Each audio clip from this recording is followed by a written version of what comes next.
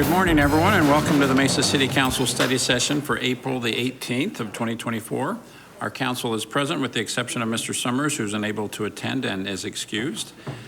First item, we continue in our budget discussions and have a fairly significant issue to discuss this morning. Item 1A is a presentation by our police department. Chief Cost, welcome.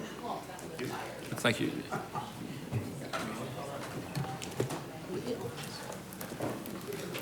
Good group of assistant chiefs you brought in with you.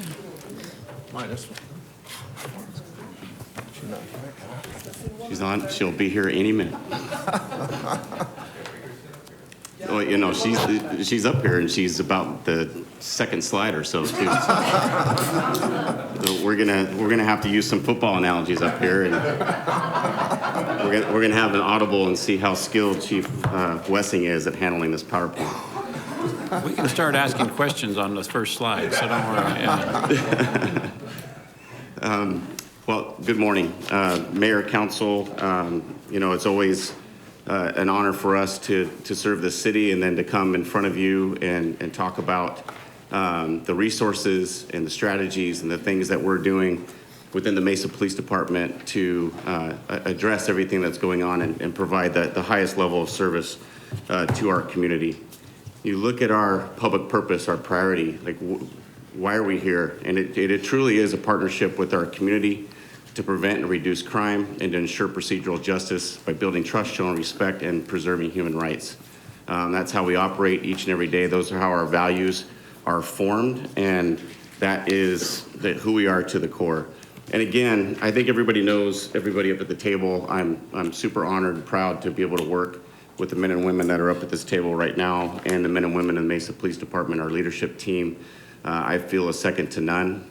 And so as we go through this presentation, what you'll hear through each of the bureaus is a variety of how we're using the resources that have been provided by the city to produce that product, that world-class product that we have for the Mesa Police Department. What I want to say is the city and the council priorities and the strategic approach to service by the city is also our priorities as well. And what you see with this slide is a comprehensive look at what our strategic plan is for the next several years and the key priorities on that: reducing crime and increased public safety, the strategic staffing, how we hire and retain the best candidates to make sure that we're providing that level of service, to innovate and integrate our technology. We'll talk about that today as well. And then exceptional organizational effectiveness is how do we prepare for the future? How do we have a succession plan to make sure that what we're doing today is still what we're doing progressively 10 years from now? And then increase our community engagement. Those things you'll see in our strategic priorities. You'll see part of that in our presentation today as we walk you through how we're going through each of those priorities. We're going to start off with how we progressively fight crime. Chief Nesbitt here in a minute will... I'm sorry, Chief, we have a quick question. Yes.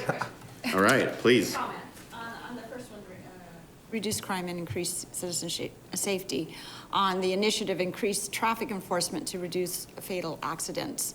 I just ask that if we see an area intersection that has recurrent accidents, a lot of tickets because maybe it's speeding or whatever those infractions are, that you work with the transportation department, because roadway design has a great impact on the behavior of drivers, and a lot of those can be curtailed in how we treat the road to get the behavior that we need, rather than spending, I hate to see a lot of our police time spent on enforcement of traffic when sometimes it may not be the highest priority or for the public safety. So anyway, just comment. Sure. Thank you. Absolutely, thank you. And forgot to turn on the mic. Julie. I also will just go ahead and ask my question since it was on this slide too. I was going to wait, but you maybe were expecting this question, Chief Cost. But so everything on your priority and objective page, as I was looking through the presentation last night, I could find something to match it except for the employee wellness part. I just didn't see anything in it that specifically addressed what you guys are doing? And I know we've talked about this a lot. So because it is a priority, is there anything, like, just tell me what you guys are doing and if there's anything that you're trying to amp up those efforts or whatever. Yeah, it's a great question. Mayor, Councilmember Spilsbury, health and wellness and our peer support and our succession planning are all within that strategic priority. What we did recently within the last 6 to 8 months is we reorganized our department to not just double down, I would say quadruple down on our approach to our peer support and our support to our employees. Before, we would have a couple detectives that did an incredible job in that regard. So we're talking about not only just physical fitness and physical wellness, but financial wellness, how we're dealing with our families, and they did a wonderful job. They did an absolutely great job. But we felt as a department we need to increase our effort in that regard. So we reorganized the department to put a commander, lieutenant, we have 2 sergeants, 2 detectives, 2 senior program assistants that council approved in last year's budget, and 2 detectives, to all be a unit, and that is their entire job is the health and wellness of our officers. So they are not only the peer support for physical and mental health injuries and mental health approaches, but they're also, that same unit is bifurcated into our succession plan, how we're dealing with the families, how we're supporting our officers off duty. And what we're seeing is so many different programs that we're bringing in. We're knee deep in a program that we're dealing with the Boulder Crest Foundation. It's called Struggle Well. That program is a different approach to the mental and the physical injuries that we endure and the resiliency that our officers have. And it's anywhere from an 18-hour program that we have for our recruits that are coming out of the academy, and then a full 5-day program for our officers that will be mandated throughout the entire department. And we're already 7 classes in to that. So what we're seeing is, what you're seeing is us putting our resources into our people in a very robust manner in that regard. And we'll come to council, we'll come to a study or a public safety council down the road just to show and bring back to council where we're at and some data to that effort. But it's a significant amount. In fact, I think we could have taken a lot of the presentation time up today just talking about that. Okay. And Chief, real quick, just quickly on that grant, because I signed off on it yesterday, but I was reading, the part that impressed me too is not only the training for the sworn officers, law enforcement personnel, but it also includes assistance for family members. That's right. Right, and awareness classes. So I think that's something that's kind of unique on a grant like that. So I just wanted to add that in there. So Okay. thank you. So just the reorganization of how you're doing it and adding more programs has kind of fallen into this last year's budget. Is that essentially what you're saying? The 2 program assistants last year that were approved, Okay. those program assistants were put into that chain of command when we reorganized, and that was the intention for those 2 professional staff positions. Okay, so as we look at this upcoming budget that we're approving, are we just doing the same amount towards that? Is there any beefing up of the resources being thrown at that, or you guys feel like I just didn't see it anywhere on the presentation, so as far as that goes? We feel like with those program assistants that were put in last year, and then this To continue it. Right, is just to continue it, and the reorganization we were able to do without asking for any additional full-time employees.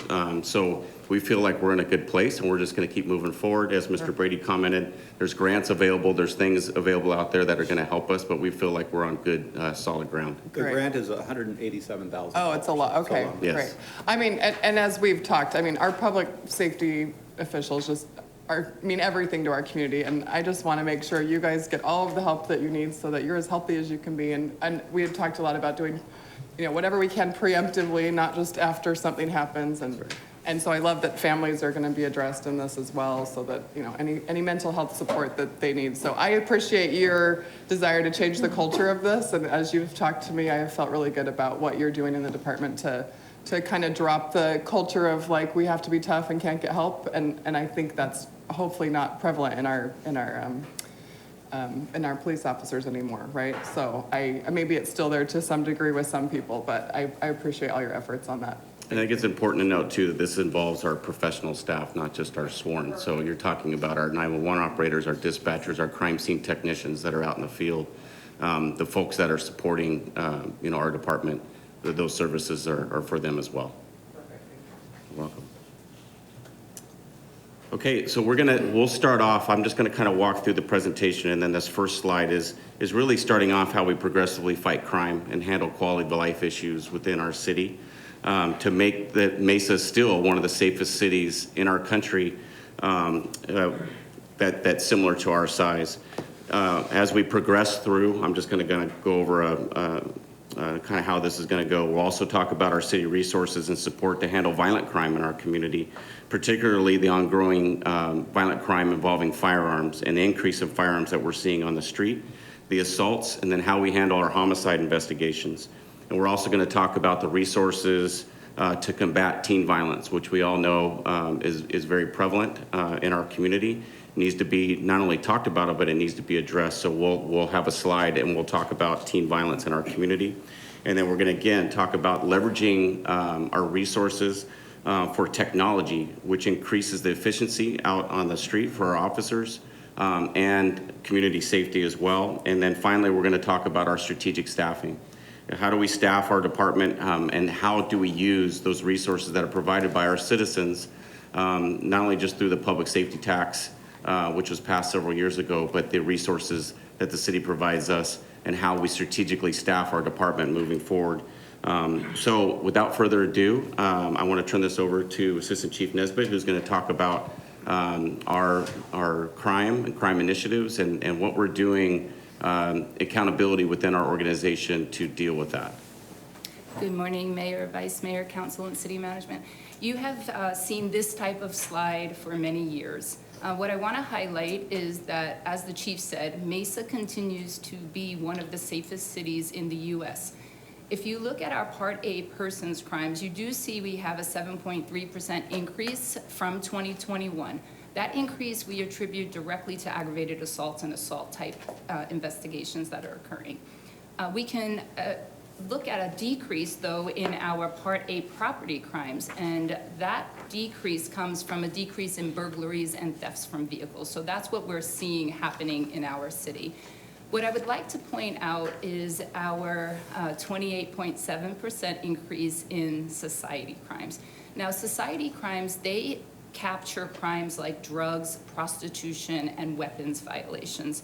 This increase you see is mostly attributed to proactive activity. So what that means is that we are actually going out and seeking out these types of crimes. This proactive activity allows us to deal with crimes that would otherwise go unnoticed in our community or unreported.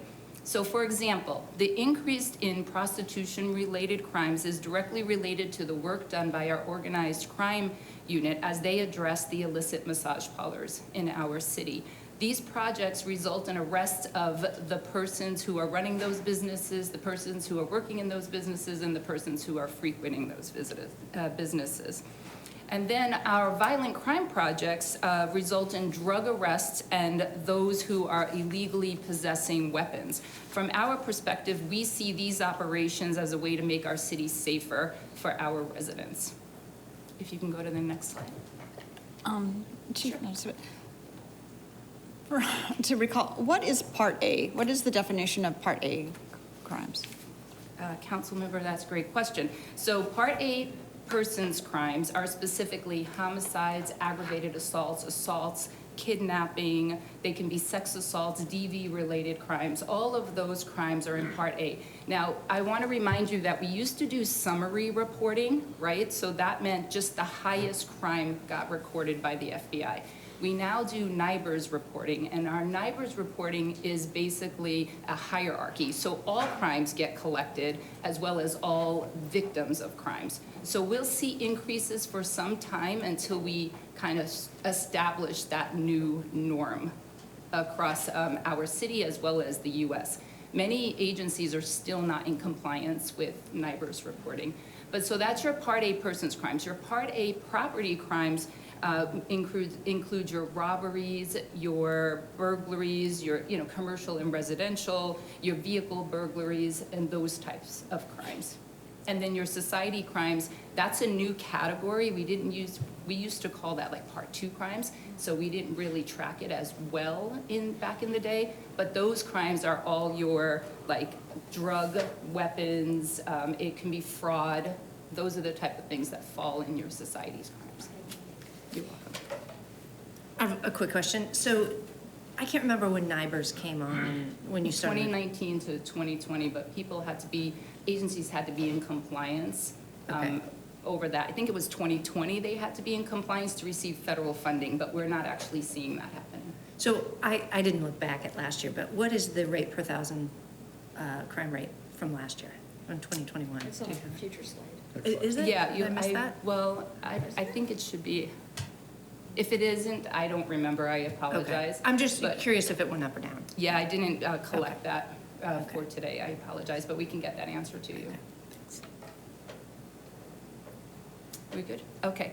The next slide is also a reoccurring slide that helps us compare to cities around the US who are similar in size. And you can see from this slide, given our population, that our crime rate is still fairly low.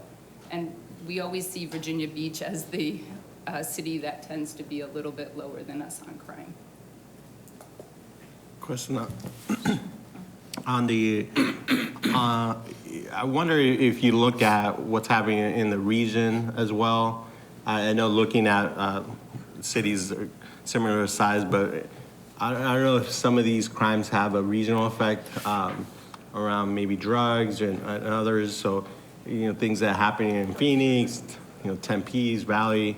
Have you all looked at those pieces, and if we see some of the similar trends in the region compared to other areas of the country? Vice Mayor, yes, we do. We do track it. The problem is right now, quite frankly, like with Phoenix and with Tucson and MCSO, they are not using NIBRS reporting. So sometimes we feel concerned about the data that they're reporting and how it compares.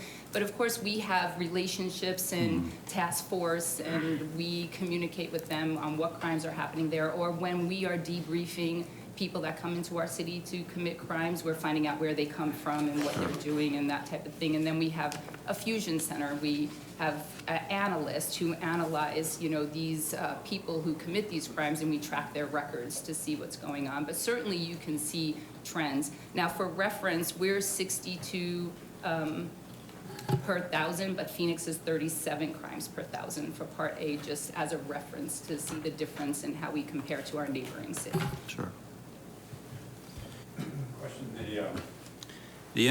Obviously, the increase, if we're shifting over from non-NIBRS to NIBRS, it's going to be more robust because it's more inclusive. But the 7% increase in the Part A violent crimes, is that part of the explanation? Or really, we've been doing NIBRS for a couple of years, right? So does that explain part of the increase, or it's it is a 7% increase? Mayor, yes. So violent crimes are a separate category because we pull robbery into that when we take a statistic of violent crimes. So we define violent crimes separately than just Part A crimes. What we're seeing is the 7% increase in Part A crimes as a whole. So that includes domestic violence, aggravated assault and assault, non-domestic violence, your homicide, kidnapping. That increase we see attributed mostly to these aggravated assault and assault cases, not violent crime as a whole, if that makes sense. It's just specifically those two types. So assaults on their own would not be a category we would include in violent crime. But the 7% increase is for 2022 over 2021. Right. Were we doing NIBRS in 2021? Yes, sir, we were, Okay. but we were still also trying to get adapted to NIBRS and the hierarchy and the way it codes, because it is a very complex system. And speaking freely, DPS runs our audit on NIBRS. But the way we do NIBRS comes from the FBI, and that's still getting worked out. So every once in a while, when DPS comes and does an audit, they change some of our reporting measures, and so then we have to adapt to that. Right. Thank you. So you're saying that that 7% increase is probably due to reporting still, right? Or No, are it you isn't. still We're seeing seeing? an increase in ag Okay. assaults and assaults.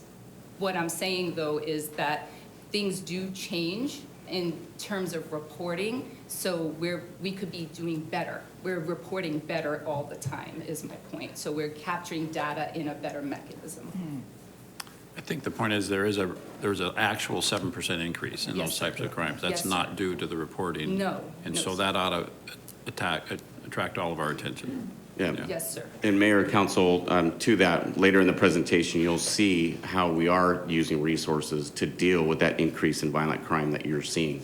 So that 7% is an increase attributed mostly to the assaults, fistfights, feet, things without weapons, and aggravated assault, things that do include weapons, everything from a knife, a baseball bat, or a handgun. So you'll see that approach that we do within our districts to deal with those issues later in the presentation. And the other thing that Chief Nesbitt's going to cover is to talk about how we analyze and how we've advanced Compstat. We call it Compstat 2.0. You're well aware of Compstat, but how we've used resources and how resources that you've approved have improved that process as well. So that's what I would move into. Thanks, Chief. I would like to take a couple minutes to highlight our Compstat process, which really has been instrumental in driving our crime-fighting mission. As you all know, in 2006, Chief Gascon brought Compstat to Mesa PD to impress upon us the importance of accountability and data-driven policing measures. Over time, it's developed into different processes, but as the chief said, we moved it to the next level, and we're calling it Compstat 2.0 because we don't have a better name for it just yet.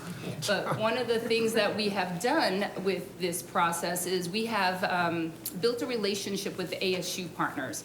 And what they have done is provided training and guidance to our analysts, embedded master level students in our Compstat unit to help develop improved products, as well as the ASU professors are providing us guidance so that we can move to become what they call a stage 5 analytical organization.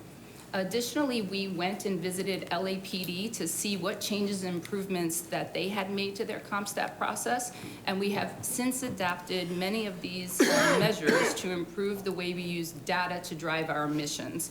So I'm the Compstat chief, and so basically what happens is I Compstat mostly Chief Butler in his area, which is Patrol Bureau. And what I do is I ask all the division commanders about their crime and then what resources they have put into combating these specific issues.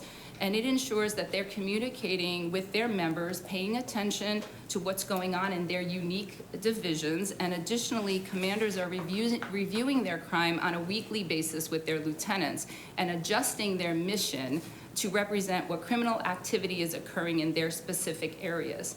This allows us to maximize the resources and address issues as they arise and given focus to what our officers do on a day-to-day process. I encourage you to attend one of our Compstat meetings. We're having it today, in fact, while we're all here, they're putting on a Compstat meeting, and that occurs on a 28-day cycle.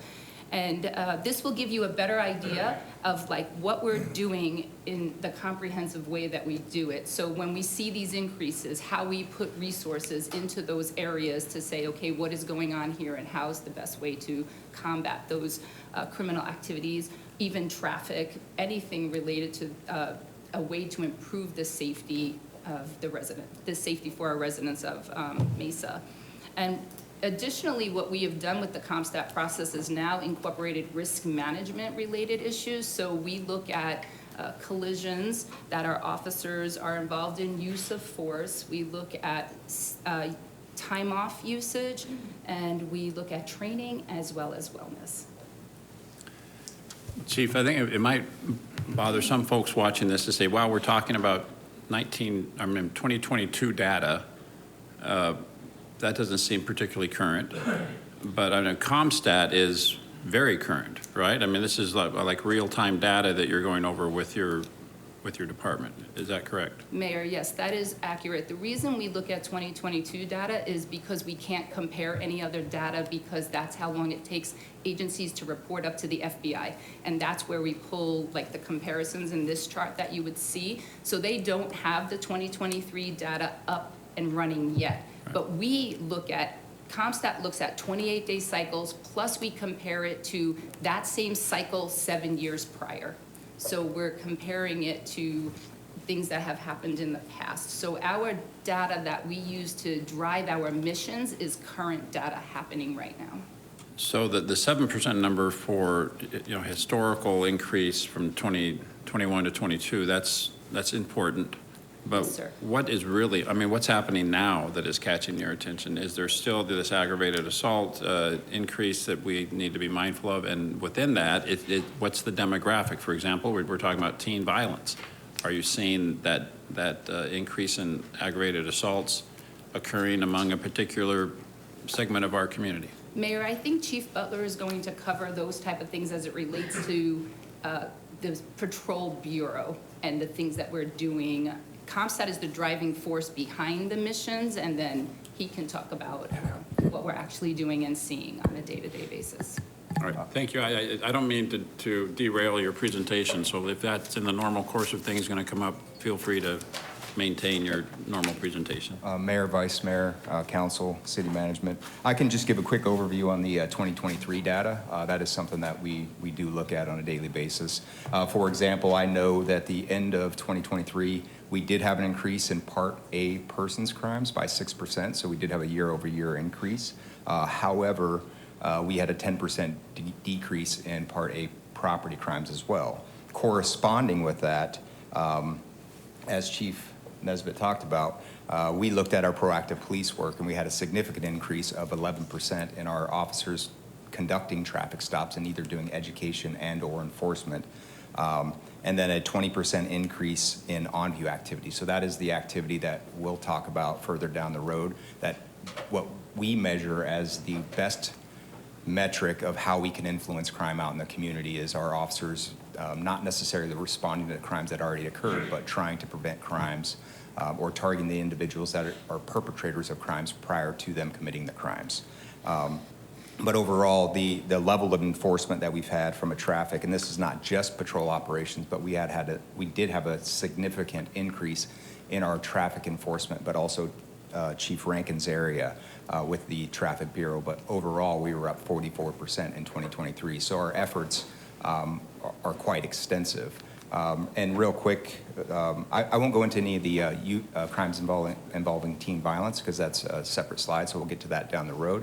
However, some of the risk management components that we did look at in 2023 and we incorporated into our Compstat. So each of our station commanders is responsible for analyzing, the traffic collisions like Chief Nesbitt talked about, and also use of force. So one of the nice components is when we talk about use of force on a monthly basis, it's from a how do we get better standpoint. But what we saw through our use of force is in 2023, we were down 15% in force incidents. So it's also a significant component of what we do. And that's just because our police officers out there are utilizing the training that we're giving them, and then the concepts of time, space, distance. We're asking them to use their minds and their verbal skills to solve incidents, and it's absolutely working. Chief Butler, before you go, how has the Real-Time Crime Center affected, has it served as a proactive tool or more just in solving the crimes? How is it turning out to, serve? Well, from my perspective, as the patrol chief, that is an absolute game changer, and it continues to be a game changer. Chief Rankin, I forgot your name for a second there. I forget my name. Yeah. And his team in the development and implementation of that, it is the model for the nation. One of the investigative chiefs that I know from the Seattle Police Department just had staff out here looking at that, and he texted me yesterday talking about how absolutely incredible that tool is and how they want to emulate that in Seattle. So it is a testament of your support, the city manager's support, and the community support. And from an on-view / reactive perspective, it is all of the above. Like, it helps us respond to calls quicker, and then it allows us to catch crimes as they're occurring. So it is one of those tools that, you know, I think every agency, if they can in the future, will have something that models what we're doing in Mesa. And Chief, one of the other things I recognize too, the Real-Time Crime Center does help after the fact, especially intersections, right? That's Being able to correct. see it and Yep. have all that to play back, as opposed to just having officers trying to figure out how to recreate that incident, That taking is, hours to do that, that is right? correct. Even in the solving of crimes that had just occurred through the intersections, the officers in the Real-Time Crime Center can go back and start to look at footage around the time. They're able to pick up suspects fleeing scenes that, you know, are a mile or 2 miles away, just by having the information available for them to review. I know it's made a huge difference in like Alma School in Maine, which would be an intersection I would never get out of my car. And now it feels like a safe place, you know, I know. That Circle K around there, that was bad news. And I think the Real-Time Crime Center being able to keep an eye on it and being proactive about seeing things that were not, you know, and sending officers out instead of waiting for someone to report it and then you try to solve the problem. I think it's made a huge difference in the activities there, so thank you. Thank you. I was just going to add a comment about Compstat. I've been, I don't know if all of you have, it is an impressive process. And I appreciated the invitation to come see it. It can't be overstated how valuable it is. That process of communicating and picking out trends. And so anyway, I enjoyed seeing it and I will be back actually.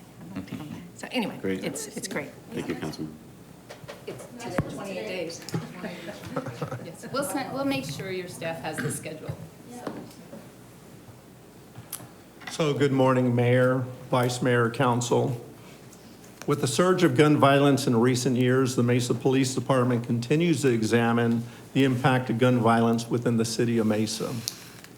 The examination has focused on when, where, how, and why gun violence occurs. Today, we are gathering more data points than we have in the past as it relates to firearm violence. We want to further understand the victimology, suspect behavior, motivation, and locations of where gun violence occurs.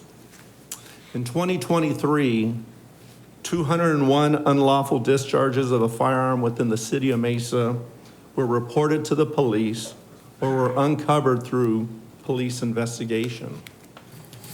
We define unlawful discharge of an incident where a weapon was fired but no one was injured. Of these 200 plus cases, 57 incidents were described as drive-by shootings. 31 resulted from verbal or physical altercations, while other incidents range from gang violence to mental illness to domestic violence. So in the graph you're looking now, we see the impact of non-fatal shootings.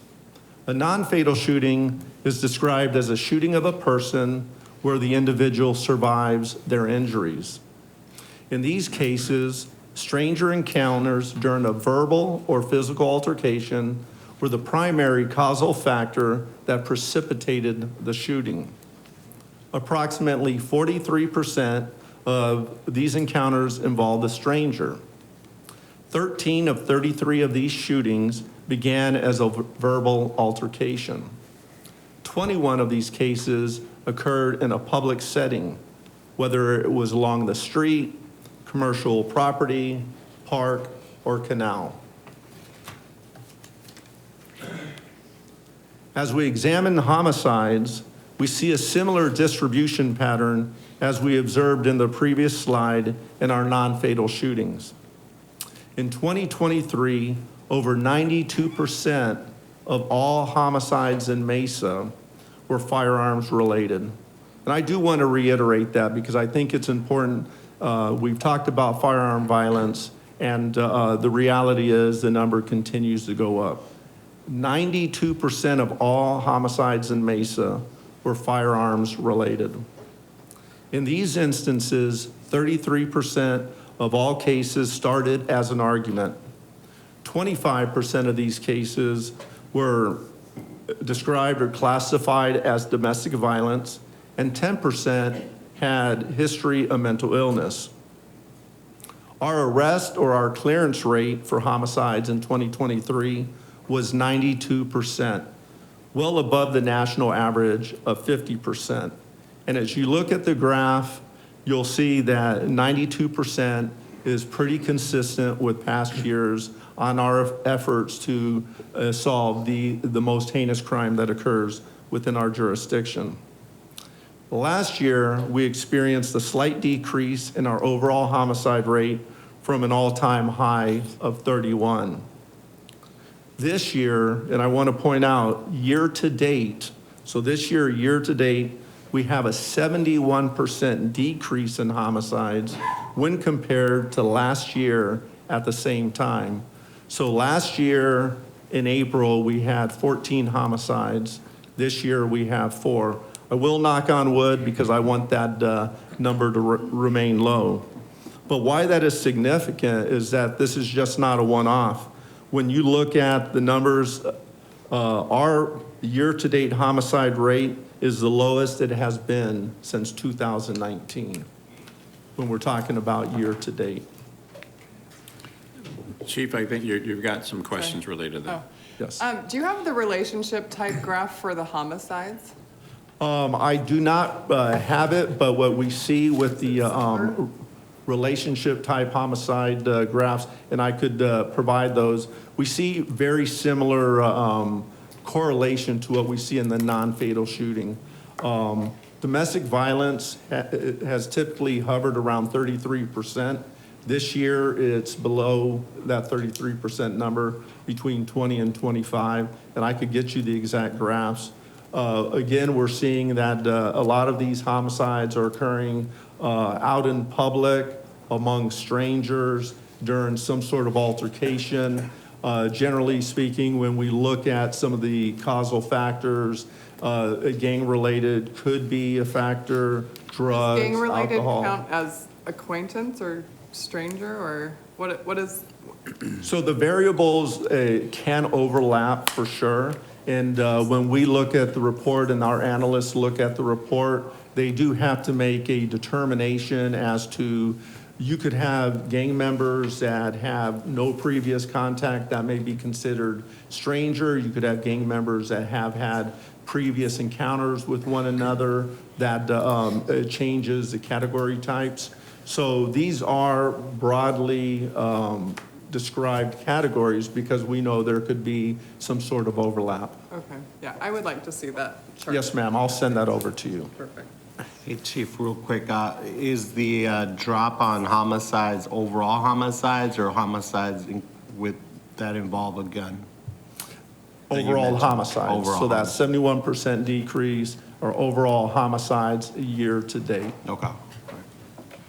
Sorry, Chief, you mentioned what percentage of the homicides were tied to mental health, and but as soon as you said it, 10%. Okay, thank you. 10%.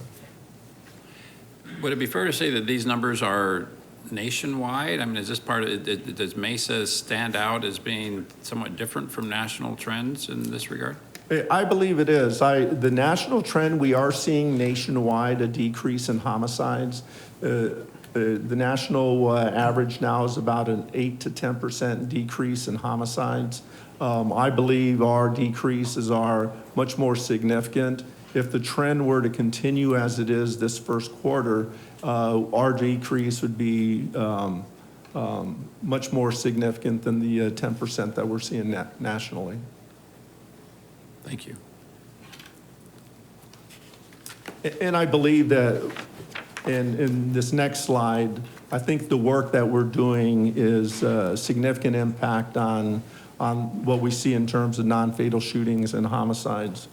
So what is the Mesa Police Department doing to stem the tide of firearm violence? Our approach is the expansion of technology, additional training, and cross-training for our patrol officers. We've hired dedicated gun squad detectives. We've dedicated crime analysts that focus solely on gun crimes.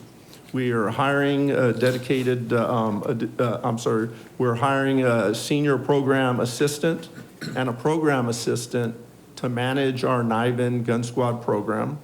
The purchase of additional ballistic testing equipment includes equipment which allows the testing of recovered crime guns and the submission of cartridge casings into the National Integrated Ballistic Information Network, or what we call NIVEN. This is supported by ATF's NIVEN National Correlation and Training Center.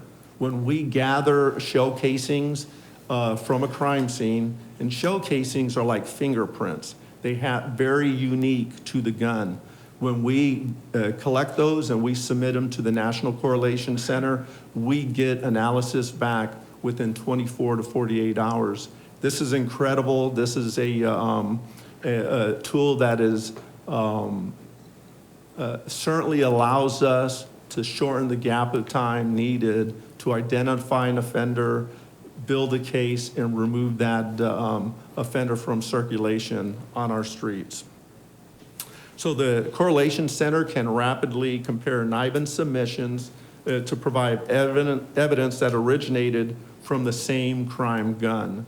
So although we may be gathering or seizing the gun for one crime, the analysis will show whether or not that gun was used in previous cases.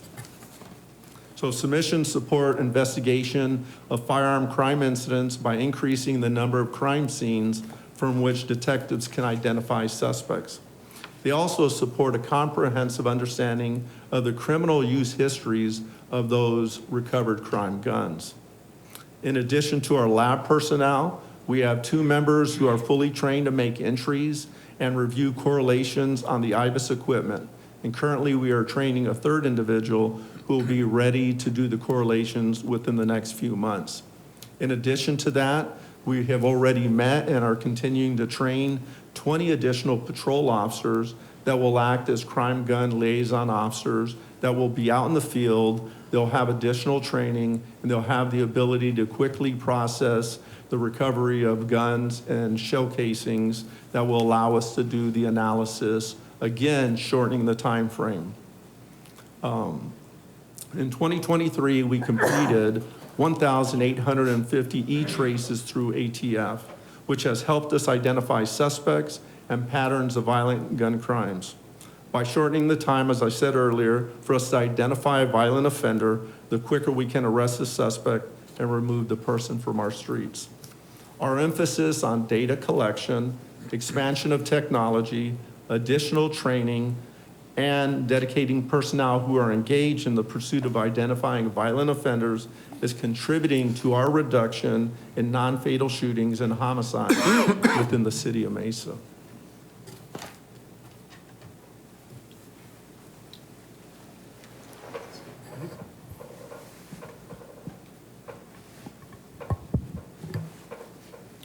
Mayor, Vice Mayor, Council, this slide is also mine. I just wanted to go back to a couple things that Chief Rankin spoke about. You know, the homicide clearance rate, that is something that him and his team are all over. We're in the 90th percentile for solving these crimes, and the national average is hovering right around 50%.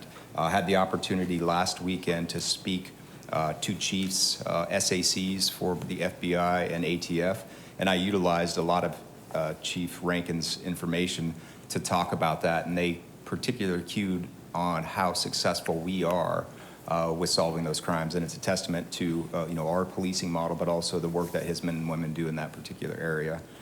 So transitioning on to this slide, you heard Chief Nesbitt talk about our new and improved Compstat model and how we've refined that.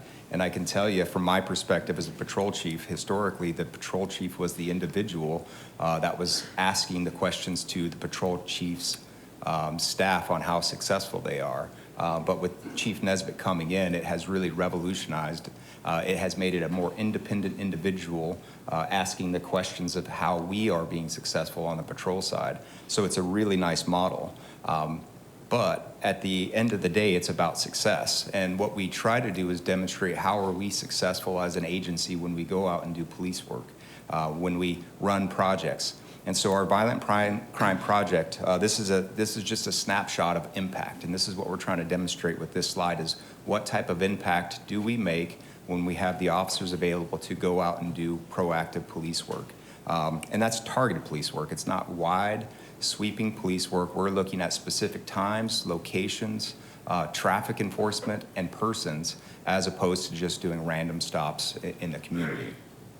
So this slide demonstrates the impact of our efforts on a 2-week project. And we took data 7 weeks prior to our project and 7 weeks after to see how much of an impact that we would have. And what we saw based on that, and this is our central station, this is just our central district. What we saw was when we went out there for 2 weeks and did proactive police work, so we got officers from the entire department, got them all together, and we went out and did targeted, intelligence-driven police work.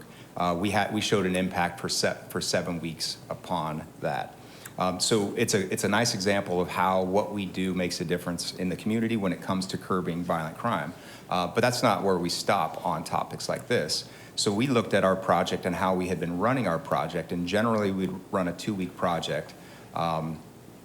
And the officers would go out there, and the first few nights they were out there, there was a lot of activity, and they were getting lots of arrests on felons. And then the next week, the community kind of reacted in a way that those people that would commit those crimes, they weren't out and about. So then the following week, it was a little bit slower. They weren't able to make the impacts that we were able to make the first few nights and even the first week.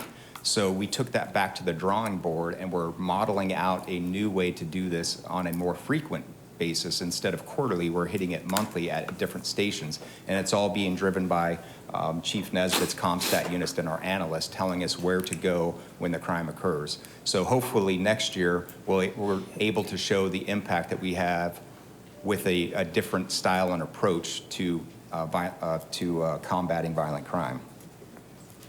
Julie. So if you're doing it monthly, then you're doing like a few days or something? So or a week? Or? It is one night a week monthly where we pull all of our resources together, and that is our street crimes units, our detectives, and we go out there and make an impact, and then we analyze, hey, what happened, what is the impact from our efforts, and then we'll pivot, right? If the data shows we need to do more, then we do more, but it's utilizing the data to. So I'm assuming the element of surprise is a big factor here. So I'm assuming you don't do it the same night each month, or do you? Are you switching around where you're doing it and when part of the month you're doing it? It is 100% driven by the data, so it isn't the same night. Oh, okay. It is where crimes are occurring, and it's based on our model and developing the mission where we have our weekly crime missions. It gives us an indication of where our hot spots are occurring citywide, and then it'll rotate based off of that. Okay. I mean, it's so granular, I'm sure you can say times of the day, days of the week. That's correct. I mean, that's how it's driven Yep. by what the data tells them that is when they correct. need to be out there. Yep. Okay. Remind me again, I mean, the amount of data you're collecting is astounding. Remind me, who's doing, you have your own internal, right, data analyst, and that's who's running these models and coming up with the models? Yes, that is correct. Actually, I'll have Chief Nesbitt talk about it, because what we've done in the last year and a half with our Compstat unit it's taken us to another level, and we're not even to where we are going with that data. So, Mayor, Vice Mayor, Council, City Managers, we pull data out of our reporting system, right? And then they create subsets from that out of the Compstat unit, and then the analysts in the districts. So we have a Compstat unit that's centralized, and then analysts that are deployed out to the districts to have that connectivity to the individual districts. And what we do is they read every report that comes through, and they capture data, and then they send dailies, right? So that daily information goes to them. And then our Compstat analysts in the background are handling the citywide data and reviewing it and pulling. I mean, we could direct them to pull specific things that we're looking for, but in general, they'll always pull what the Compstat model is, which is the Part A crimes, the Part A property, Part A persons, and then the societal crimes. but we really can make it as granular as we need to. We can call it violent crimes, we can call it specific to commercial thefts or whatever we need. So it's a constant reevaluation of the information that's coming in, and then it's a multi-prong approach between what is happening in the districts and then what is happening in the Compstat unit on a citywide level. But yes, that data they have the mechanisms and ways that they pull that data through, and then what's different now that we've really expanded upon is the analysis of that data. What story is the data telling us? And then how do we need to take our resources and impact that story in the direction that we want it to go? Absolutely. I mean, it's pretty impressive how you've done that and created those models and gone deeper to really understand the why behind some of the crime in order to prevent it. And I'd like to plug the analysts because we have made them become an integral part of providing information to our decision makers. So they are helping those decisions get made by their analysis, and so we've really embraced them into our crime fighting model. Are we kind of on the forward edge of, as it seems around the country, We're the getting there. data-driven I information? mean, we can't compete with NYPD and LAPD, right? Their resources and their Compstat model and their way of doing things is so much more robust. Although I will plug us over LAPD is that we have an actual RMS system where they still are trying to figure that piece out. So theirs is more complicated in pulling data, but we really like the way their model is for Compstat and how their analysts are so integrated with the commands. And so we are following that, but in other areas we're progressing. We have such talented analysts now, and they're learning how to use Power BI to push out data. They are collaborating with other cities to figure out the best ways to do our intel. But ultimately, like I said, we are trying to move to this stage 5 data analytical organization, and we still have a few steps to get there, which is why we really love our relationship with ASU as they kind of help us get in that direction. Thank you. Mayor, Vice Mayor, Council. So we're getting into this slide. So this slide and the next slide, Chief Cost will work together on. And I'll try to set up where we are from a data standpoint when it comes to teen violence. And then I'll start to talk about some of the programs that we're going to be running this summer and some of the efforts, as you can see on the slide, some of our efforts to engage with youth in our community, which we know makes a significant impact on their lives and the trajectory of where their lives may go. So starting in 2021 third quarter, we started seeing a significant increase in crimes involving teen violence. Now, crimes involving teen violence are defined as homicide, robbery, aggravated assault, and simple assaults, and they have either a victim who is 18 or under, or a suspect who is 18 or under involved, and or both. So that's kind of how we capture the data for these particular slides. And as you can see, quarter over quarter since 2021, we have had increase. It looks like there's a little bit of a mean there, but there's also some spikes in the data. Now, overwhelmingly, you can see on the gray for these charts that the simple assaults are the driving factor. So the more violent crimes are less common with the crimes involving teen violence, though they are there and significant whenever they occur. The overwhelming majority of these would be people under the age of 18 years old having fights. So, Mayor, Council, I know you understand how we operate as a police department. I think you've given us quite a bit of faith in solving issues like this, and I know that you've heard recent examples of when cases like this have come to our community, the sense of urgency that we have operated with. But it is something that, we have our portion in how we're going to impact this. And so one of the things that we have been doing is developing our summer project specifically related to youth violence. So in policing, we can always go out and do enforcement. We can do enforcement for juvenile crimes, for curfew violations. There's even components of that where we can hold levels of accountability to parents as well when it comes to crimes like that. And the concept would be, you know, if the juveniles are not outside without supervision in the wee hours of the mornings, probably crimes won't occur.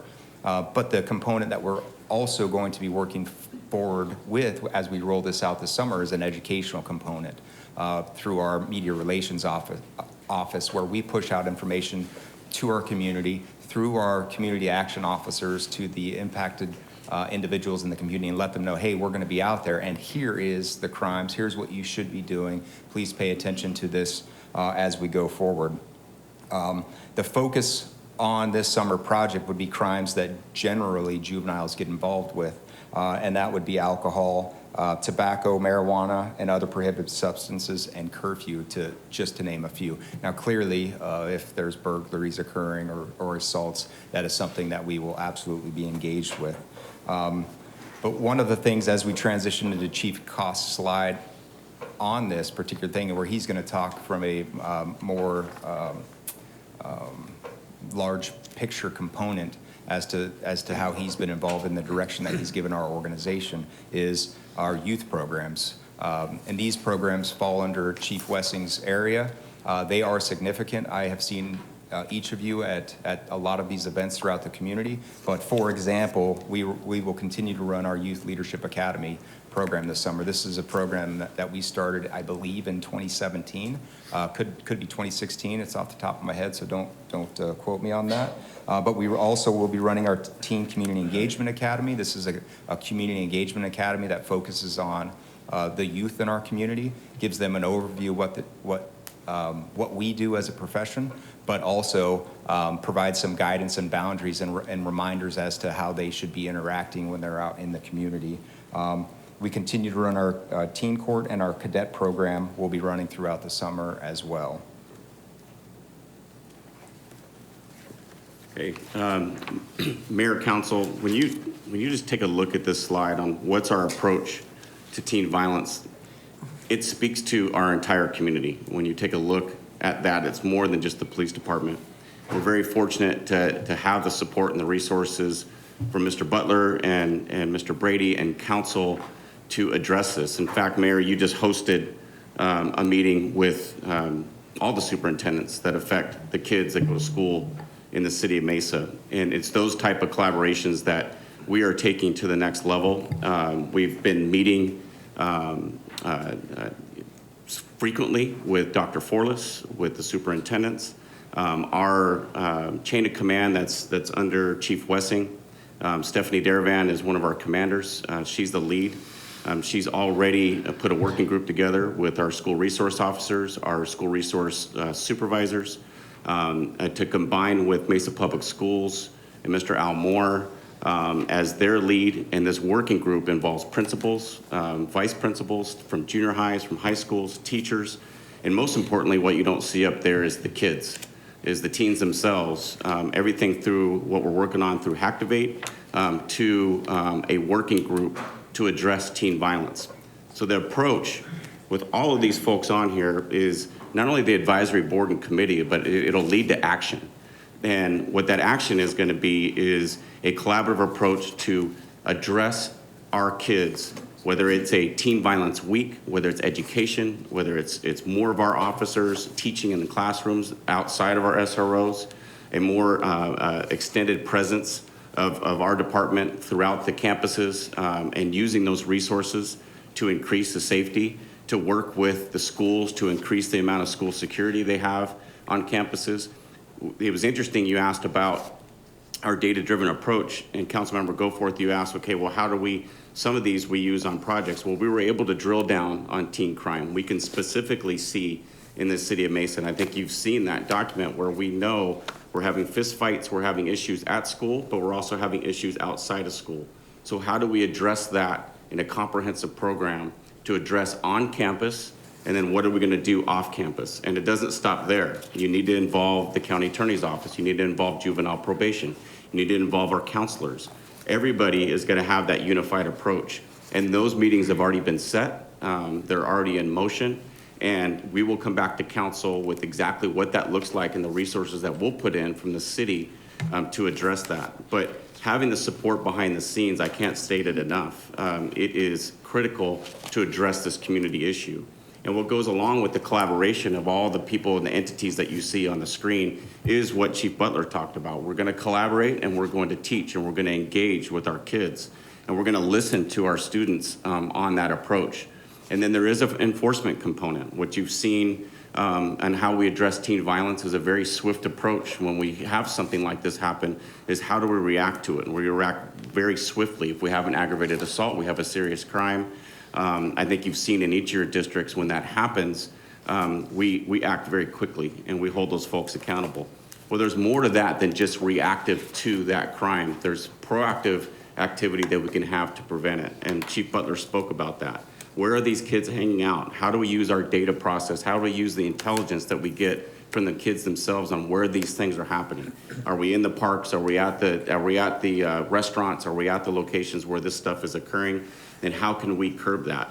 And that's the approach that you'll see from us, not just this budget cycle, but every budget cycle moving forward on how we're using our resources. And you're going to see an already great approach with our SROs. The SROs are incredible that work in our schools, but we're going to boost their resources and have even a more robust approach with our school system to do that. So stay tuned on that. We'll come back to council on what those resources look like, but I can tell you that those meetings are robust and they're already moving forward, and that relationship with Dr. Forless and her team is very strong, along with the other superintendents as well. So I'll open it up to Julie. Thank you so much, Chief Cost. I just can't thank your department enough for what you're proactively doing to get on top of this. I get excited to share with other cities what we are doing, because it's just been remarkable. I also appreciate what you said about listening to the teenagers. That's my note on here, is the one thing that's missing in our little blue boxes is the youth, and so you mentioned that. I'm sure you're familiar with this. I've done a lot of research on this to try to figure out what we need to be doing. I have a huge passion for teenagers, as you know. Not only because they're amazing and they're our future, but so much of what we can do preventatively as teenagers will help future crime and problems in their lives, right? And then it affects generations. So it's really, really important to me. So the CDC, like in 2016, came out with a youth prevention guide that's like 64 pages. There's so much good information on there. I'm sure you're familiar with it. But as I was researching and looking, one of the most important things that they said to do for this issue is to listen to the teenagers. And so I would even suggest that we have a youth advisory board, like not just let's talk to them at Hacktivate or whatever, because actually at Hacktivate only maybe 3 of the groups were working on teen violence or whatever, right? So I mean, I would love to just get as many teen voices as we can, even if through Mesa Public Schools, like each school could have a teen advisory committee or something. But we need to listen to our actual youth, teenagers, hear what they're seeing, hear what they think would help. So thank you for bringing that up and for making that be something that's important to you. I was also wondering another thing that they say is a huge preventative measure of all of this are these programs. And so I love that our city in a lot of different ways focuses on the youth in these programs, but it only hits a certain number of kids. And so do we have a capacity that is filled up every time with the different programs, like with Aspire and the Cadet and the Spark? Like, do we have a capacity that we fill? Do we have a waiting list? Do we have, like, how many kids are we influencing with these programs? Yeah, Councilmember Pillsbury, I can't give you the exact number, but we have been full to capacity at all of those. Certainly, it's a challenge to recruit in certain areas to the right demographic group of kids that we're serving. But we certainly have no shortage of young people, and more importantly, these programs bring parents as part of that program that support them, whether in our Title IX school or in our cadet program. Specific to our cadet program, we've almost doubled the amount of young people that are part of that program. It's now the largest that we've ever seen it. So we are actually seeing an increase of overall young people involvement in all of our programs, whether it's our Spark, or the cadet program, the Youth Leadership Academy, the Aspire program, which we collaborate with multiple other cities at the same time. But we are seeing a good attendance at all those events. Okay, yeah, and like you said, like, you're not gonna figure it all out and do it on your own, and so we need all the partners and all the people, and there's tons of nonprofits that help in this space as well, right, that provide after-school programming or different programmings to have mentors. That's what makes a difference, right, is if a kid feels like someone cares about them. So, I mean, and we can't do that for every single kid, but we can try, right? So yeah, I appreciate that. And I would love to maybe see some numbers on how many kids we're influencing in these programs and which areas we're reaching out to market the programs or whatever. I haven't seen how that works. I think we just kind of throw it out to the whole city, right? Do we target certain areas or certain schools to get the kids to come to those programs? It depends on the program, specific to, like, we'll say Spark or some of the events those are specific schools that, in working with Mesa Public Schools, feel that they have a need. Okay. Whereas like the cadet program, it is a citywide where we bring kids together from all over the city. So it really depends on the event or the program. Aspire is another one where it's coming from across not only our city, but multiple cities. So it's not targeted on a specific area, it's throughout the city. Okay, I mean, not to beat a dead horse, but just, like last night was the Mayor's Youth Committee graduation, and having that group of students be working with the mayor and his staff all year long, like, that impacts them the rest of their life. So how cool would it be to have like a chief cost youth committee, right? Like, where there's like a police department youth committee that maybe it's, I don't know, 6 weeks or maybe it's 6 months, I don't know, but that's your group that you use to learn and to listen, and anyways, I don't know. I think that would be really cool, but thank you so much. Thank you. I'll jump in. This is a mixed bag, right? I mean, the homicides are down, that's great. We're doing better at enforcing social crimes, that's great. Assaults are up, not good. Teen violence seems to be one of the explanations for that. We're experiencing this phenomenon locally, and I don't know to what extent nationally, of kids thinking that it's great to pull out your phone and post a picture on TikTok of your friend punching somebody in the face. We got to fix that, right? And so I love all the proactive things that we've been talking about, Aspire and all of those things. Let's double down on that. I want maybe we need to double our SROs. I don't know. But I also think it's important. The other thing I take away from your presentation is that enforcement has significant impact on crime. And I think we need to teach our young people that there's consequences. When you punch somebody in the face, they're going to have a traumatic brain injury, and that's not funny, and that's something that's going to be a permanent injury and a disability for their lives. And similarly, when you're doing that to get a kick out of it, you're going to be arrested, and you're going to walk away from that in handcuffs, and there's going to be consequences to your life that are very sad but very real.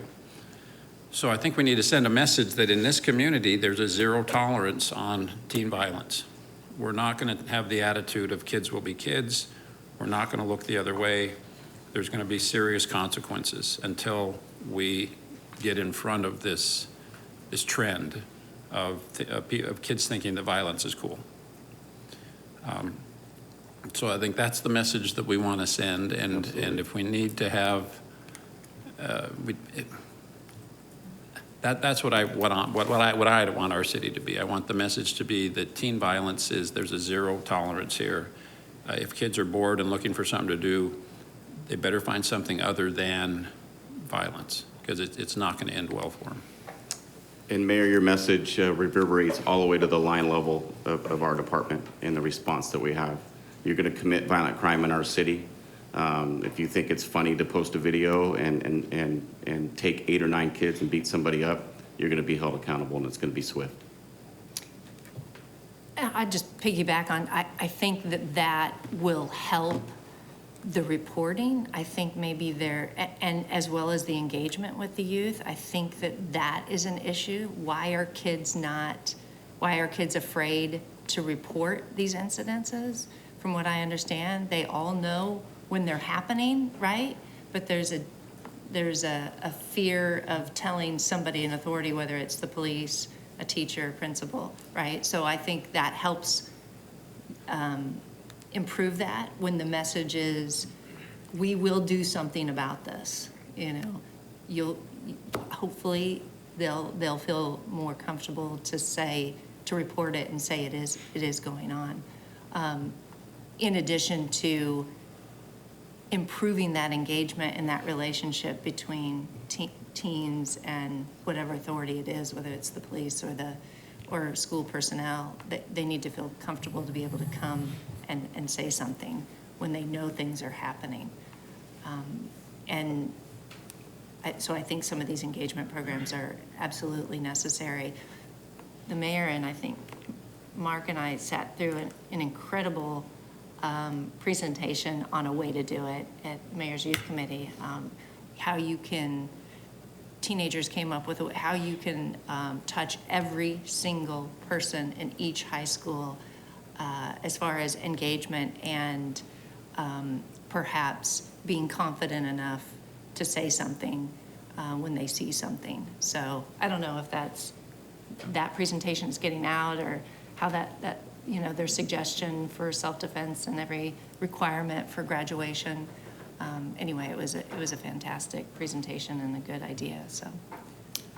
Yeah, we'll make sure you see that. But again, I think we want to overreact in this situation, right? We want every kid in school to know if I engage in violence, my future is at risk. My freedom is at risk because there's a zero tolerance policy in this community.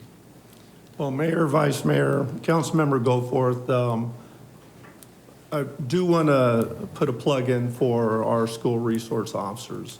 We have 19 that are spread out through the high schools as well as the junior highs. And their primary focus truly is to build rapport with the student body. They're there to enforce as well, but they also understand that they do have to have a rapport with the student body.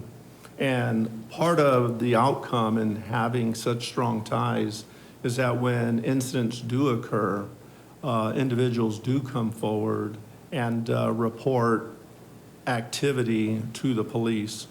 As I had the homicide slide up previously, 3 of those homicides over the past few years were solved because teens at high schools came forward and provided information on other juveniles that were engaged in these heinous acts. So we recognize the value of having close ties with our students in the high schools and the junior highs. And we'll continue to work on that, and we'll continue to look at programs that reinforce the value of that partnership. One really quick thing, and I love a good SRO. I think they're invaluable to a school. On the chart before, it ends at Q4 for 2023. Do we have any idea where we're at with Q1 for this year, just since there has been so much proactive work? I did not, Mayor. We don't really, I didn't know if since we were towards the end of April, if we just had a feel for it, yeah. We can get that. We have that information. We just didn't bring it today. So we Okay, want to be just because accurate. 75 is such a big spike right there that, it'd be awesome to see it if that has come down as we've been more proactive. And as there's, been arrests and things like that, so I don't know. We'll come back with that. Thank you. Councilmember. No problem. Just out of curiosity, what's the impact of summer being away from school on teen violence? Do we see it? Is it too early to tell if there's a trend there? I mean, do we need to amp up the messaging right now? Like, hey, whatever you do for fun this summer, don't let it be related to beating people up, because that's not going to end well for you. Mayor, Vice Mayor, Council.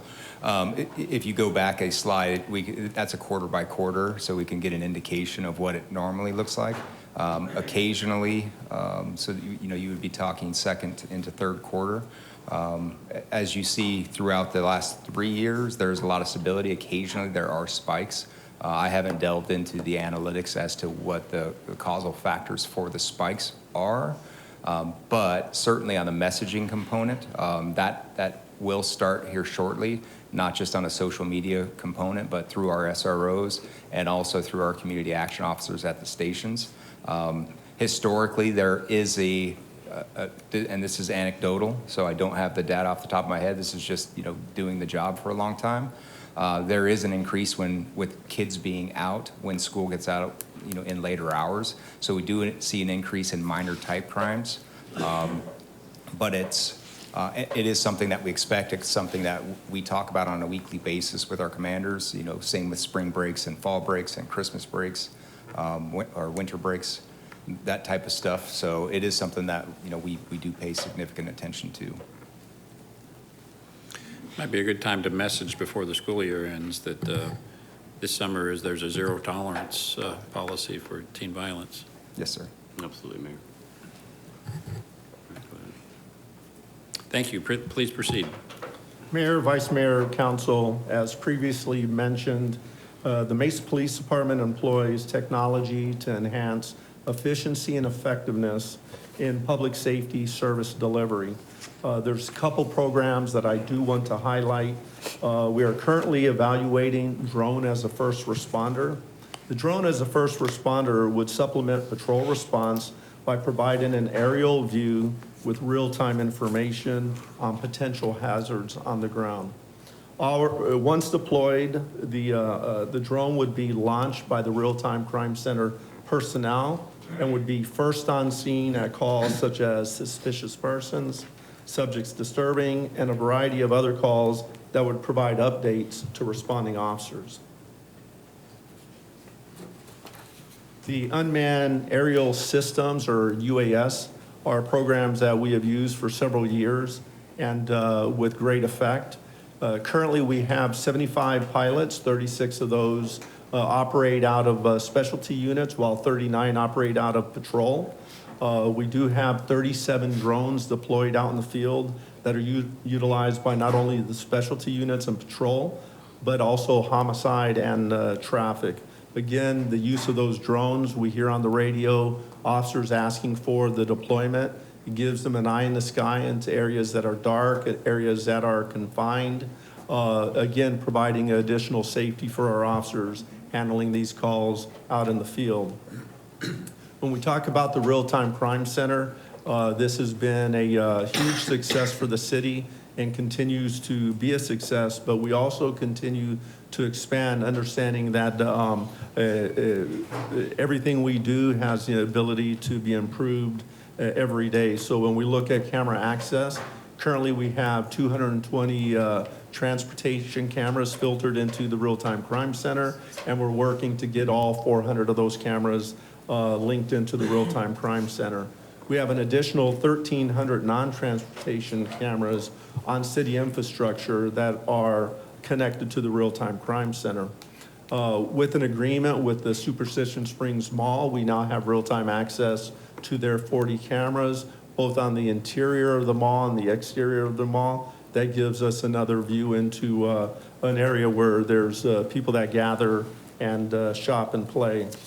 In addition to that, we're working with the Mesa Public Schools to have full integration of their 2,500 cameras, and we always work with Valley Metro and have access to light rail platform cameras.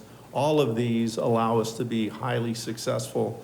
Mayor, I think you mentioned, or Councilmember Duff, you mentioned about the success of the Real-Time Crime Center. When we look at the past year, how they were directly involved in the investigation and solving 13 homicides, that is significant. The ability to identify suspects almost immediately and start working that investigation saves hundreds, if not thousands, of investigative hours in solving these crimes. The last piece of technology that I do want to highlight is the aviation downlink. The council recently approved the aviation video downlink, which will provide real-time situational awareness. This will allow the video feed from the helicopter to be fed directly to the Real-Time Crime Center and the command center, again, allowing leaders on the ground, the watch commander, to make strategic and tactical decisions from that point of view. Julie. I I know I've already mentioned it, but I really did love my experience when I got to go up in the helicopter, and then we got to actually witness how the Real-Time Crime Center and the officers on the ground worked together. So that was just really, really amazing for me to witness. And then they were also telling me about this drone program, and do we just currently have that going from one location, or is there multiple locations? For the drone program? Yes, the drone program. So the drone program right now, as it is situated, is really individualized at the tactical level. So if I'm a patrol officer and I'm responding to a call, I could request an additional set of eyes in the sky by bringing a drone pilot over to the scene. They would launch that. Let's say it's an area that is dark, it's confined. We don't want to send officers back there. So that feed would then feed down to the operator on the ground, and they would be able to provide the information over to the officers on scene. Ultimately, with the data downlink, what we are looking to do is have these feeds come straight into the real-time crime center. And certainly, when we talk about the drone as a first responder, that would be launched from the real-time crime center from various locations throughout the city. The operator at the real-time crime center would then report back to the units on the ground what their situational awareness of any potential hazards. So ideally, we would have drones kind of placed around the city for quicker response, but currently do we just have the one that's off like the main station? Yes, at the main station, and in the future, what we're looking to do is look at other city infrastructure, the police substations. I'm sure Chief Camelli will be more than happy to allow us to use her facilities, launch drones. And I know fire stations are scattered throughout the city, so what a perfect place to launch a drone from. Yeah, I know there's like legalities and stuff with Sure. tied up in it, but I was excited to hear about the program and that we were looking at other ways to get eyes on crime scenes. But I think, so. Chief, the big issue here is today, when you launch a drone, an officer pulls the drone out of the back of their patrol car Yes. and launches it. They have full control.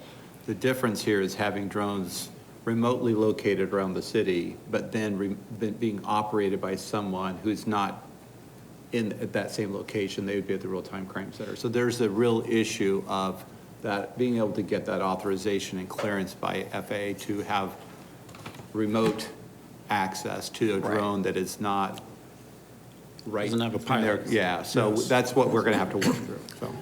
Yes, sir, that is correct. So today we have the FAA authorizations to do non-line of sight deployments of drones. So now it's about bringing in the correct technology. We're evaluating different technologies that would meet that need for us.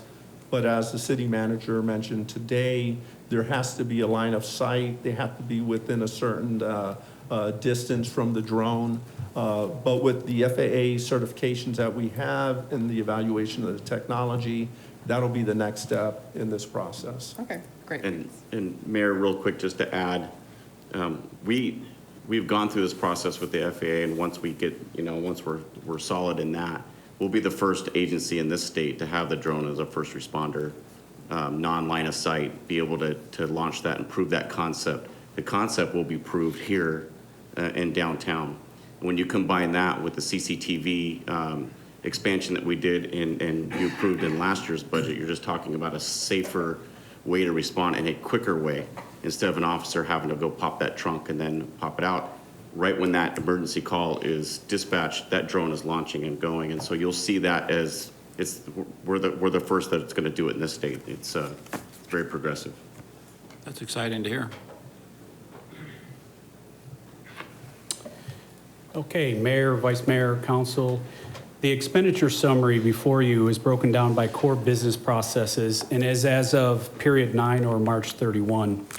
It reflects how we ended fiscal year 22-23, where we are projecting to end for the current fiscal year, and our proposed budget for fiscal year 24-25. This is a summary of the consolidation of all funding sources for the police department, so it not only includes general funds, but also public safety sales tax funds, grants, and other restricted funding sources. The fiscal year 23-24 revised budget is $29.4 million greater than the fiscal year 22-23 year-end actuals. Reflected in the current fiscal year's revised budget are the following: adopted fiscal 23-24 merits that were approved and implemented, carryovers from fiscal year 22-23, as well as $2.9 million in funding for the downtown initiative that you just heard of. The fiscal year 23-24 year-end estimate of $296.2 million does include an estimated $20 million in overtime in excess of our budgeted overtime. Considering personnel services account for approximately 80% of our budget, the impact of overtime can be significant as is reflected. Included within the proposed budget for fiscal year 24-25, it's broken down by bureau. We'll start with the Community Service Bureau. Is additional funding for fleet expenditures. That's been a challenge for the last several years. In addition, $9.3 million for the headquarters remodel. Within the Investigation Bureau, both the fiscal year 23-24 revised budget and year-end estimates, there's $2.4 million allocated for the helicopter conversions, with $400,000 of that carried over from the last fiscal year. The Operations Bureau, or Patrol Operations, the fiscal year 23-24 revised budget includes $3.6 million for new public safety sales tax funded patrol positions for our current fiscal year. And the proposed 24-25 budget also includes $2.1 million in new public safety sales tax funded positions.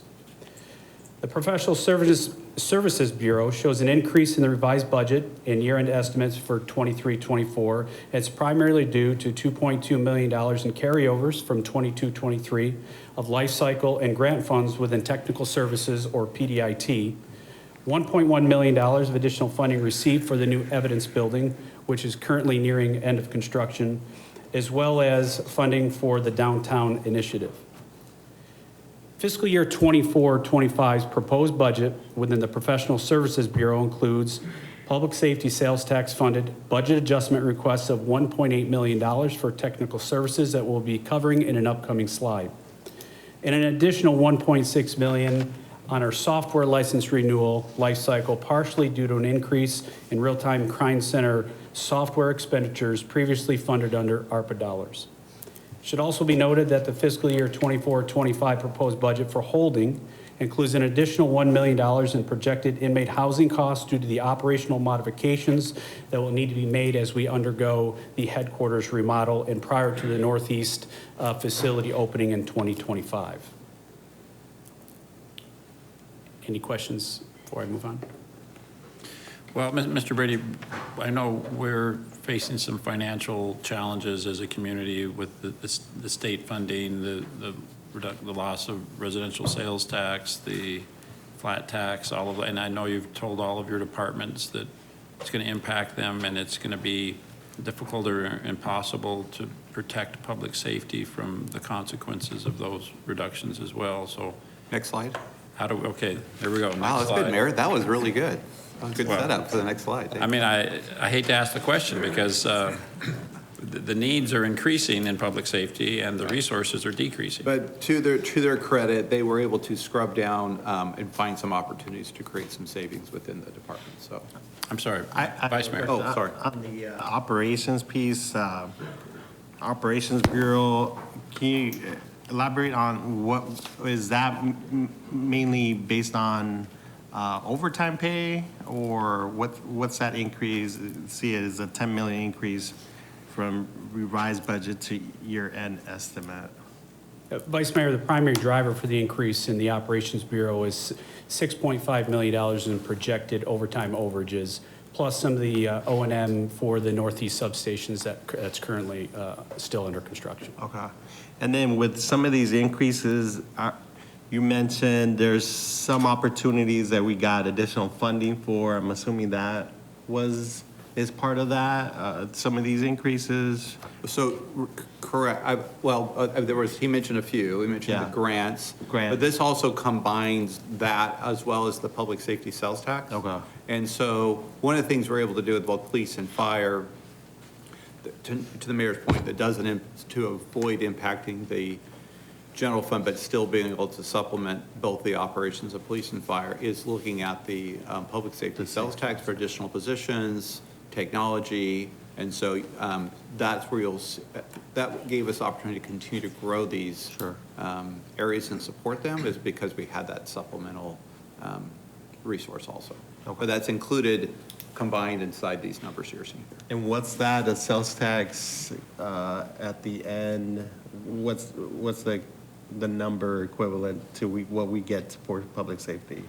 Is that, that I'd have to go- 22 million, 25? Well, you just caught me. What's the total? I'm looking at Brian. Public safety sales tax total is about 35 million. 35 million a year. A year? And it's split about 60-40 between police and fire. Police and fire, okay. Yeah. I don't know if that helps. Yeah, that helps. You typically went to operations or? Yeah, it's funding positions, equipment, anything that's additional need for public safety. So it's got a variety of things in there. Mostly positions, right? It helped us supplement or add additional positions for police, but it's also allowing us to staff more fire stations in the future. And then there's equipment and technology that's also included in there. I think we provided a presentation to the Public Safety Committee a month ago, anyway, a month and a half ago.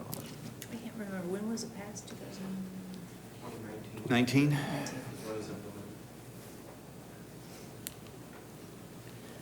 Okay, to the mayor's point, as part of our budget preparation for the proposed 24-25 budget, we have identified some reductions that allow us to continue to provide the service to the community that's expected while also not impacting officer safety. And you'll see on this slide, it's a reduction in overall administrative expenditures, which is primarily our supply and evidence expenditures. We really looked at the last several years and found that we had funded those at a much higher level directly related to the pandemic issues with supply. And we feel moving forward that we're quite capable to absorb that reduction amount, as well as the removal of 2 current vacant positions that you'll see is a civilian helicopter pilot position and a long vacant tactical K-9 officer position.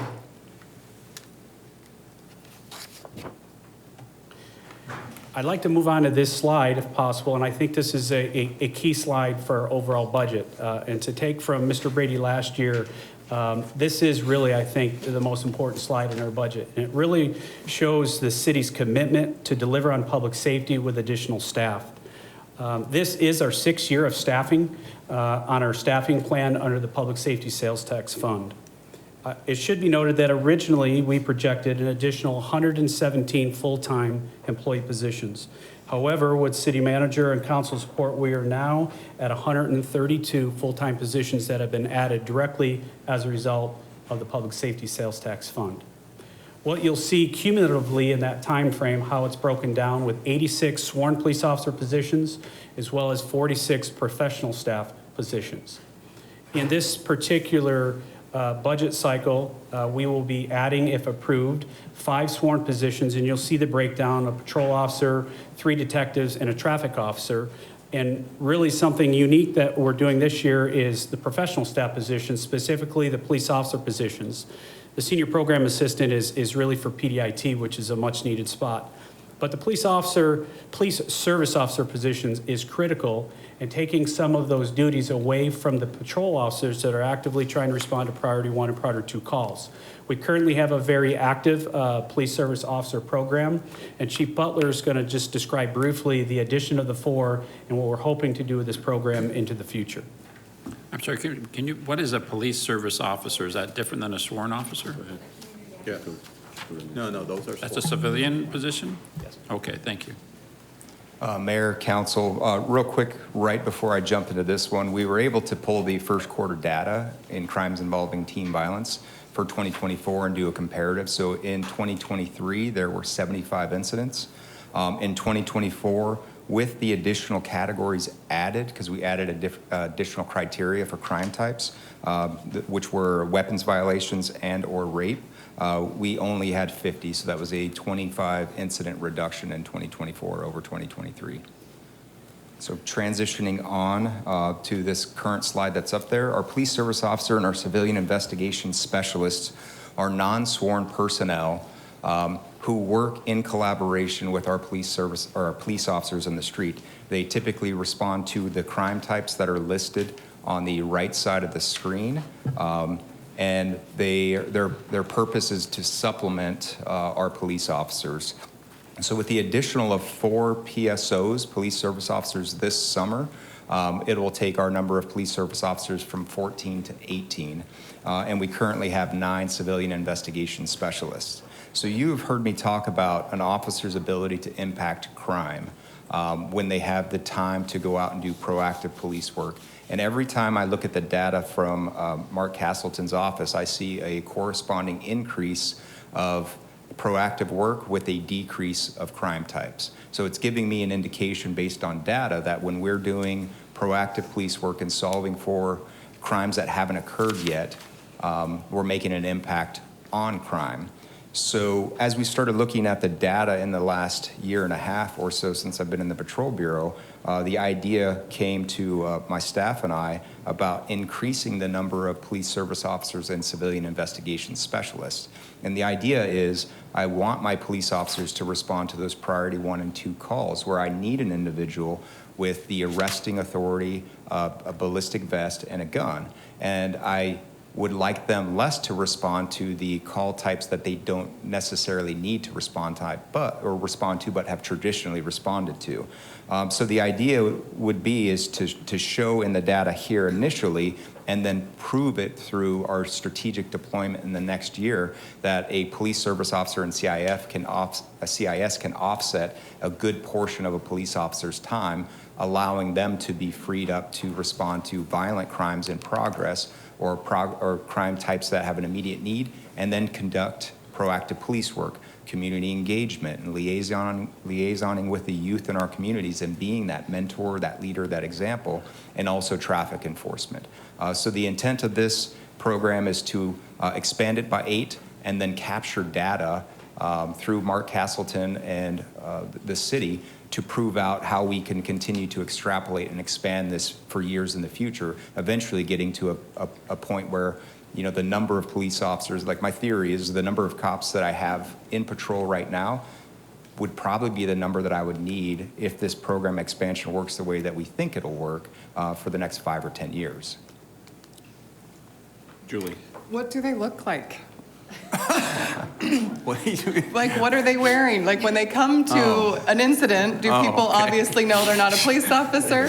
Sorry, was that a bad way to say that? Nose, eyes, mouth. No, I'm just wondering, do they have a uniform on? Do they have badges They're on? identified as police officers, or police, with the police department. Mayor, Vice Mayor, Councilmember Spilsbury. Sorry, I wasn't trying to be funny. I just don't. I didn't know how to say it. They're adorable. So. Oh, they're adorable. They are distinguished from police officers. So they have a light gray uniform. They do have badging on their uniform to identify them as city employees and police department employees, but they are completely discernible from police officers. One of the things that we're doing right now is the vehicles that they use. We have a committee, a group of the individuals who do this work coming together with a vehicle to design to be even more discernible, because our PSOs currently drive our police cars.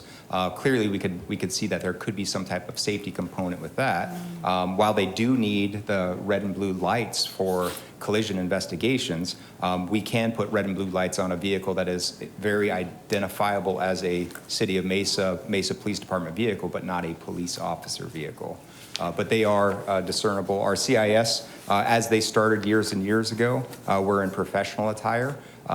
They were in suits, very business-esque attire. And what we saw is as they were dusting for fingerprints, that would get on their clothing. And so we transitioned them to a more utilitarian type attire. I wish I could think of one that I've seen or something. I don't know. It's like it's a very nice polo shirt and a very They look like an undercover pants. cop, basically. No, you know they're with the police department. Yeah. I mean, It's Okay. obvious that they're with the police department, but they don't, the visual is not a sworn officer in Okay. a uniform like this. It is And different. This is a powerful. Yeah. And when we started this with the civilian investigative group, that was really a big deal because for the longest time, it was a sworn officer continued doing that investigation and kept them off the streets of patrol. I call it patrol availability, that's an old term. But what you see here is every hour that CIS and the PSOs are out doing their job means a patrol officer can be on the street, as Dan said, responding. And so I don't want to use the word civilization because we're not eliminating a sworn officer. We're just magnifying at a much lower cost, but being very effective. And what's interesting, I think, is that there are certain skill sets, especially on the civilian investigators, that we can hire them with the scientific skill sets they need, and they can go in and do that job very, very well. And these patrol service officers, I think it gives them an opportunity to really get into the work of law enforcement. Whether they want to become a police officer eventually, that's up to them, but maybe they're comfortable and they can be very effective in being able to provide, look at all these services they can do. It's very effective for us. So not to bring up a touchy subject, but I don't see fireworks on that list, but is that something that like a PSO would go to instead of a patrol officer, or? You probably want someone to arrest them, though. Yeah, They can't arrest them. arresting our firework. We're just telling them, I don't know. We're not doing anything with our fireworks. But isn't that something, I don't know.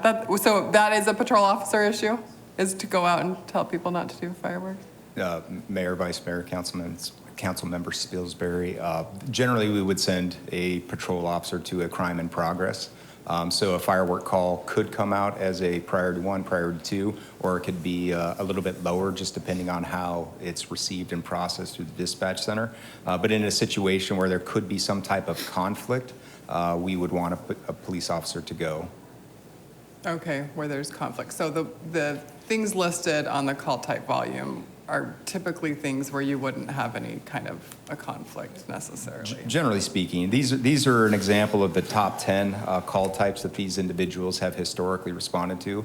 And historically, we've had our CIS members since 2008, and then our PSOs for greater than 20 years. So they have been out in our communities doing these jobs. We just have not invested in the expansion and studying of the results from the expansion. Okay. That's what I was going to ask. So your theory is that you add some of these individuals and you gain capacity on patrol, but we've had them for years. We haven't measured that. We haven't added. We haven't expanded. That's right. So what our intention is to take the 4 that we have. Actually, this group right now, this month, is going through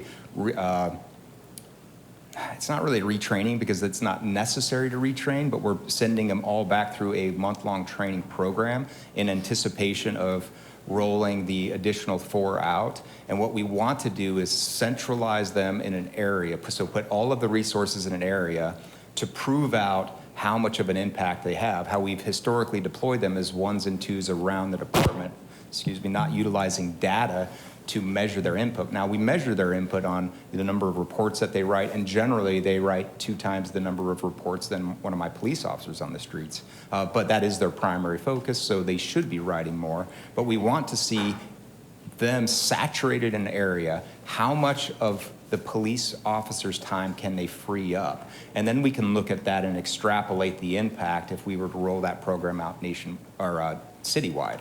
Eventually, I think it'll go nationwide, and that's quite the. It is happening. That's quite the. So the effectiveness guess. is every hour that one of these PSOs is doing their job, a sworn officer is back on the street. Because if this work still has to get done. Correct. Everything the PSO has to get done. But I guess what I'm asking, that's been happening all along, right? And we Okay. have benefited from that all this time. So every hour that a PSO is doing a report on something got stolen out of a parking, or out of someone's garage. Right. That it didn't have to have a patrol officer come and spend whatever amount of time in writing the report, or going to any one of these items they've listed here. So that is every hour of PSO is an hour of a sworn officer. Otherwise, would have been a sworn officer. So I think what Dan is saying, he wants to figure out a way to even make them more, not only add, but make them more effective within the system. Interesting. And one point, I'm assuming this table is the calls for service. Did you say calls for service?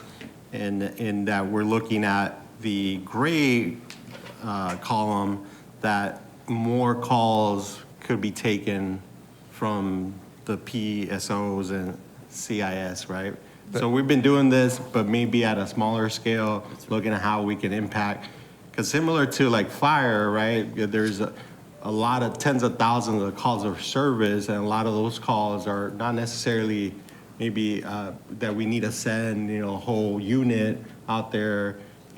These calls for service could be looked at on how do we best send the appropriate response folks if that's a officer or PSO or CIS, right? So you said it's 14 right now, increasing to 18. Is that what you all said? Mayor, Vice Mayor Heredia, absolutely. The data showed up here is 9 months worth of data. That's the data that we utilize to write up our decision package to get it to this point right now. 89% of the total top 10 calls that officers respond to that also overlap with what PSOs and CISs respond to and can respond to are handled by a police officer. So the intent is to decrease or increase the PSO's response to these call types, essentially freeing up the time and then to measure what that looks like, to prove it through the math a little bit, so to speak. You had a second portion to your question at the very end that I think that answers the questions. I think as we identify what's the routing, I guess, when people call in, do we have that functionality that we can route the proper response? I guess that similar question to like fire, right? Like, how do we best respond to, as people call in, what the proper response of a personnel, right? If that's these civilian folks or a sworn folks, right? I think that's where we can really look at how we also are impacting both budgetary concerns but also appropriate response levels, right? So. Yes, Vice Mayor. Those systems have been in place for a long time, but we certainly can look at the efficiency of those systems to see if there's any areas that we can get better.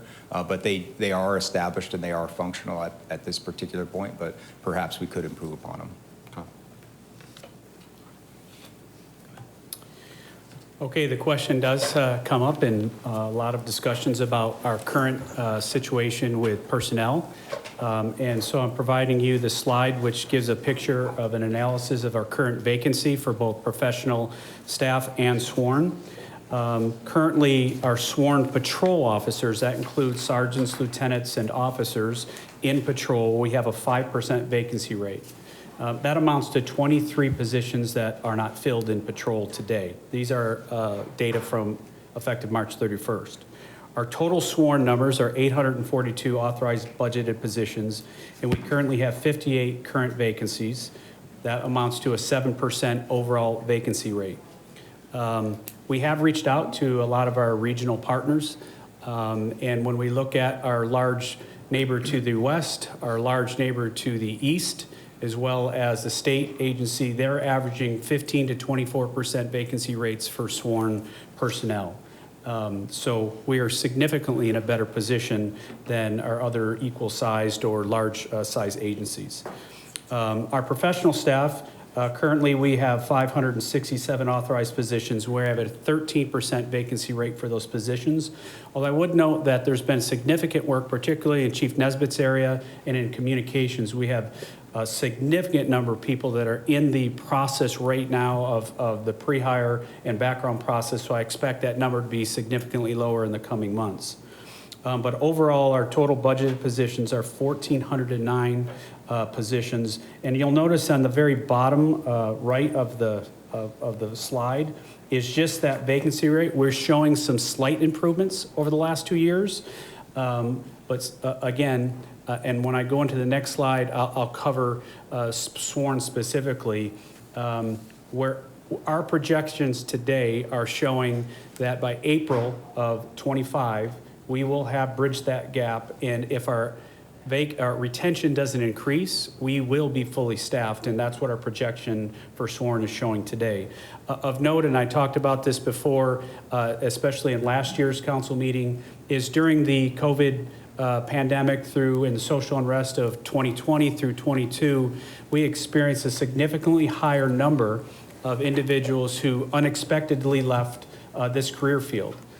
We average 26 people who leave every year, and this is statistically laid out over 20 years, that leave unexpectedly. That could be for retiring early, resignation, termination, or they just choose another field of work. During the height of the pandemic, we were averaging 40 of those, which really made it a challenge with also, when you consider the challenging of recruiting and hiring during that same time frame. What we're experiencing today is really a positive trend of a significantly higher percentage of applicants. Right now, we are seeing about 57% more applicants coming through the door. I think that's attributed a lot to not only what's happening in society, but also the efforts of our recruitment team and some of the recruiting tools that have been supported by both council and city management in the last couple of years. And we're also seeing a significant higher percentage of those applicants that make it through the background process and lead to hire. We were averaging 15 to 19 police recruits in the academy during that same time frame with those challenges. This current academy started with 34 Mesa recruits, and right now we have 37 Mesa recruits expected to start in the upcoming academy that starts in May. So we can come back to this go ahead. Sorry, I could see it. There's just so much here. I'm sorry. Back on slide 15 then, just help me understand. So when we say that we're adding one patrol officer sworn position, we're obviously, with our academies, adding a lot more, but they're just replacing spots of people who are leaving. That is correct. And I'll go over that just a little bit in the next slide, which kind of discusses. That's what I assumed, but maybe if I was confused, someone else was too. Councilmember Spilsbury, that position is a new full-time position that's added to our authorized budgeted numbers. So our academy is really just keeping up with how many we already have that maybe are leaving. In addition to some overhire positions that I'll discuss. Okay. Can I just ask real quick, the increase in application, is that, are you seeing that nationwide? Have you looked, or is that specific to Mesa? I'm just curious, and that might be a great story to tell if it is. So in speaking to the administrator who works in our recruiting office, nationally, they are seeing some increase in applications just in the interest in the law enforcement field altogether. I think when we talk to our local agencies, they're not seeing quite the same increase that we are. We specifically have tried very hard to tailor the process to make it more user-friendly, to add technology to it where some agencies are still mailing things, they're still emailing things, where we've partnered with the National Testing Network where the testing process is now online. The ESOF program, which the entire application process through the background is all online, including what is sent out to people who are providing maybe references and job checks and things of that nature. So we've narrowed down the time to get to that process to close to 30 days, where some cities are still experiencing 3 to 4 months to get them through the process to even start the background investigation. So I believe that's a significant contributor.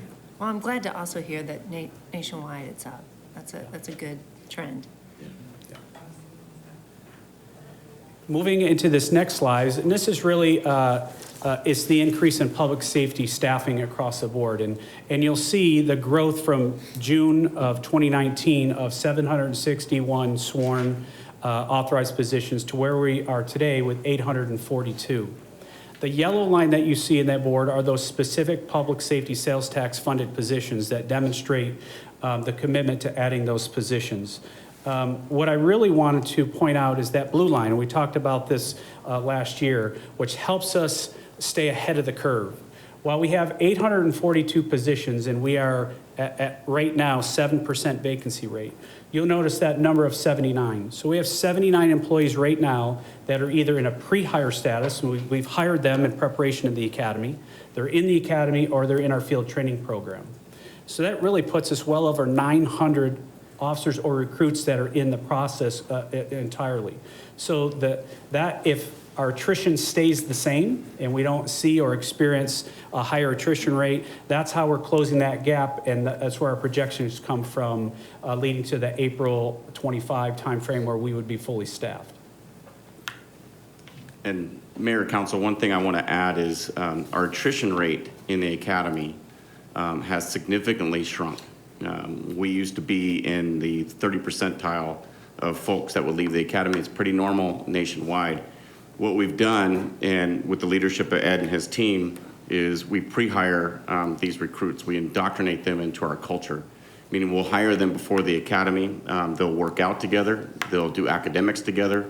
And then they're part and parcel of what we're doing every single day. So you might be assigned to the criminal investigation division. We have several that are assigned to the crime lab.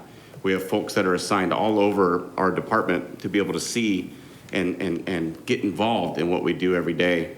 And we're finding that kind of camaraderie, along with changes in the academy to streamline and make our academy even more efficient and more modern, has resulted in less attrition. And so the people that we're hiring, we're hanging on to, and that's in the hiring process. And then you've heard about the folks that are already working here, and we're retaining them at a higher rate. And that really, it goes back to what this city offers and benefits. Everything from, of course, the big one is lifetime medical. That's talked about a lot as people have the opportunity to extend 2 years into the drop and stay on our department and contribute. That's a lot of what's talked about. So really this whole entire package is creating a culture of retention. Okay, obviously I'd be remiss in not mentioning overtime in this discussion. The slide that you see before you is the same slide that was shared with you when OMB came before you recently. And obviously we have concerns as well that this year-over-year increase is not sustainable. So I wanted to just talk briefly about some of the things that we're doing today. First and foremost, about 3 years ago, I embarked on a project to bring Telestaff, which is a scheduling program that the Mesa Fire Medical Department has been using for, I believe, close to 14 years. In July of last year, we began implementing that program into our patrol operations. In the early months of this year, we've gone to full implementation for our sworn personnel. What that Telestaff data is going to allow us to do is to help identify trends of where that demand for overtime is, specifically down to the granular level. Also some of the causation for absenteeism, and then also identify some of the directed overtime, such as special events or things that happen throughout the city that really have little to do with our day-to-day operations. What we're going to do is use that data over the next couple of years to really dial down to where that overtime is coming from and how we can impact reductions. I said what Chief Cost has directed is a top-down review from all of our bureaus. And so what we started a month ago was all of our commanders had to provide recommendations to the executive team just last week on ways that they could specifically in their areas reduce overtime expenditures related to their operations. Obviously keeping in mind the service levels that we have to provide and officer safety. We have now compiled that list, and the executive team will be making some decisions on those recommendations here in the next couple of months. Lastly, I just want to recommend or comment that we continue to work with the data and performance management folks here on the city to really develop strategies that align with city policy to further mitigate those overtime increases in the coming years. And we can answer questions if you have any specific to overtime. Question, Chief Wessing. I know when I first came on council, 6 years ago, the big concern was, the amount of times, I forget how you call it, either code ones or code reds, that you don't have enough personnel, so you need everybody's only high priority calls that you send folks out, and because of the lack of personnel. I'm wondering if that's still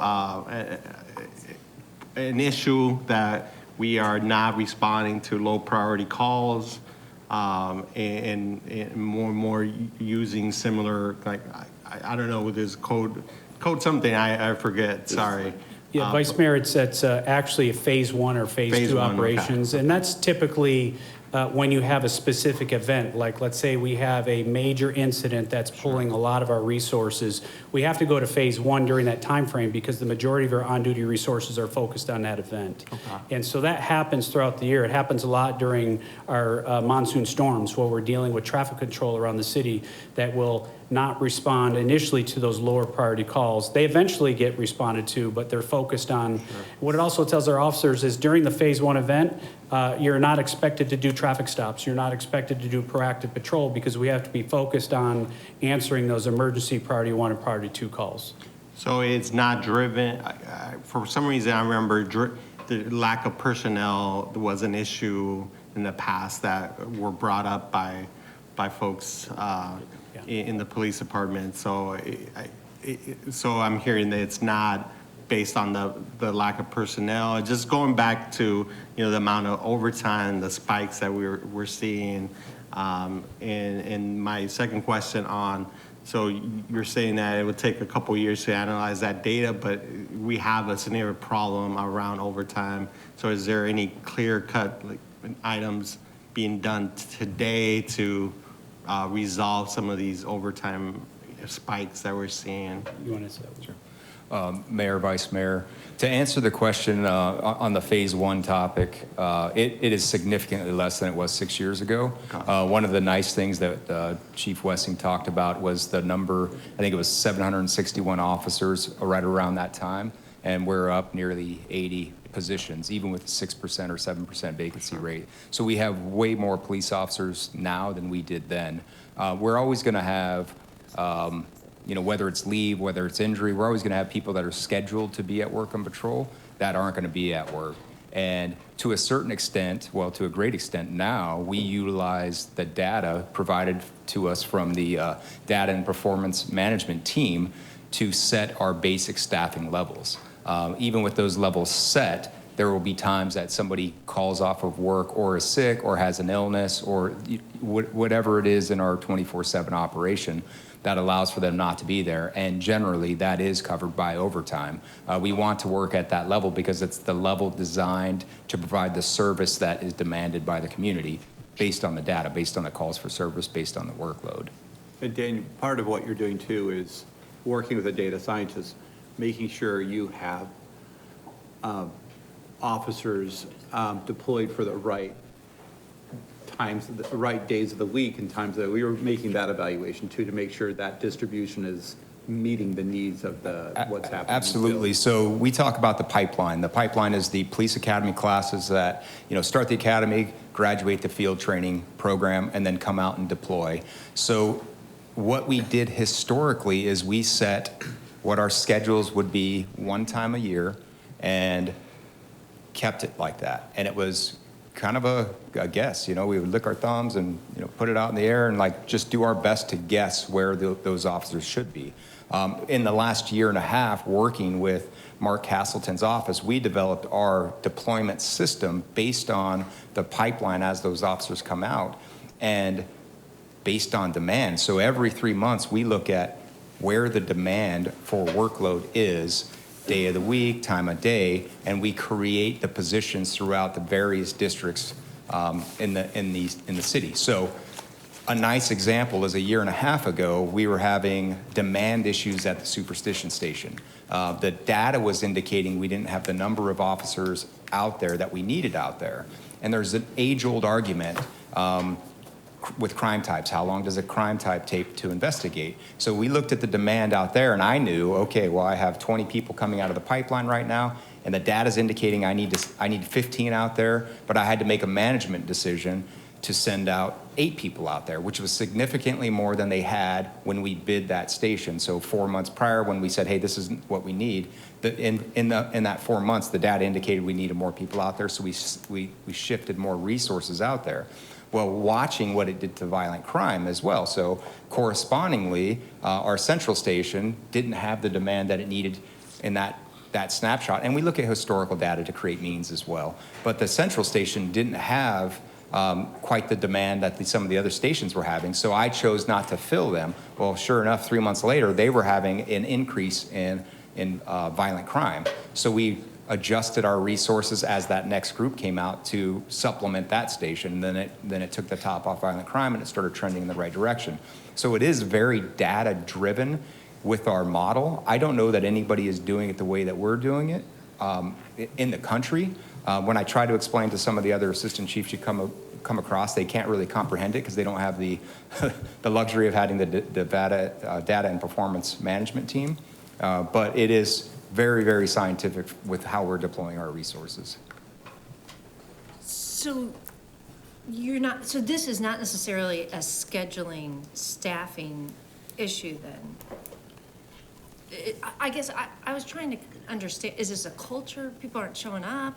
Or is it that we are looking at more data points and trying to refine that? And so in the last couple of years, and this is a reflection of it, is trying to get that just right? Councilmember Goforth, I'll try to answer that. It's a combination of both. Okay. And to what Chief Butler said, we've been working on that for several years to specifically put our resources where the demand is.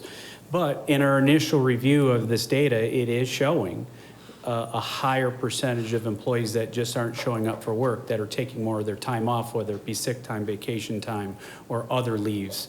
And that is contributing to just a slightly higher absenteeism across the board. We don't know the why, and that's what we're hoping that the Telstat data will help us Well, it's not identify. slight, it's pretty significant, wouldn't you say? I mean, in the Well, since 2020, this graph is, Yes, you know. what I just meant was, one of the reasons in our initial look at the data was that we are seeing a little bit higher absenteeism across the board over the last several years. So that does coincide with some of the increases year over year. It doesn't account for all of it. Some of that is also what Chief Butler said, so it's a combination of both. Okay.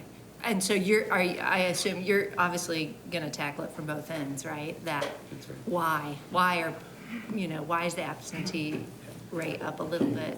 My And boss maybe is it's the mental, I don't know, maybe it's what we're providing on the mental health and wellness side. I don't, Well, the I'm sure law, there's the lots law on sick leave changed in what Oh, year? you did mention that. 16 or 17? But it really kicked in. I mean, I think we're seeing that, right? I mean, Okay.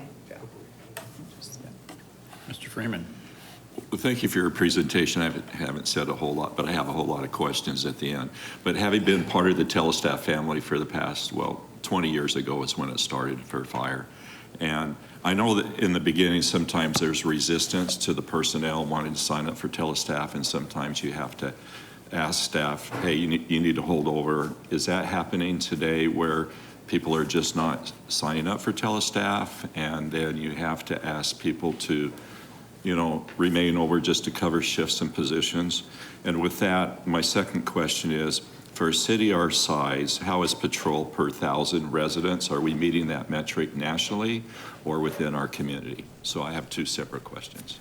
Councilmember Freeman, I'll answer the Telstaff question first.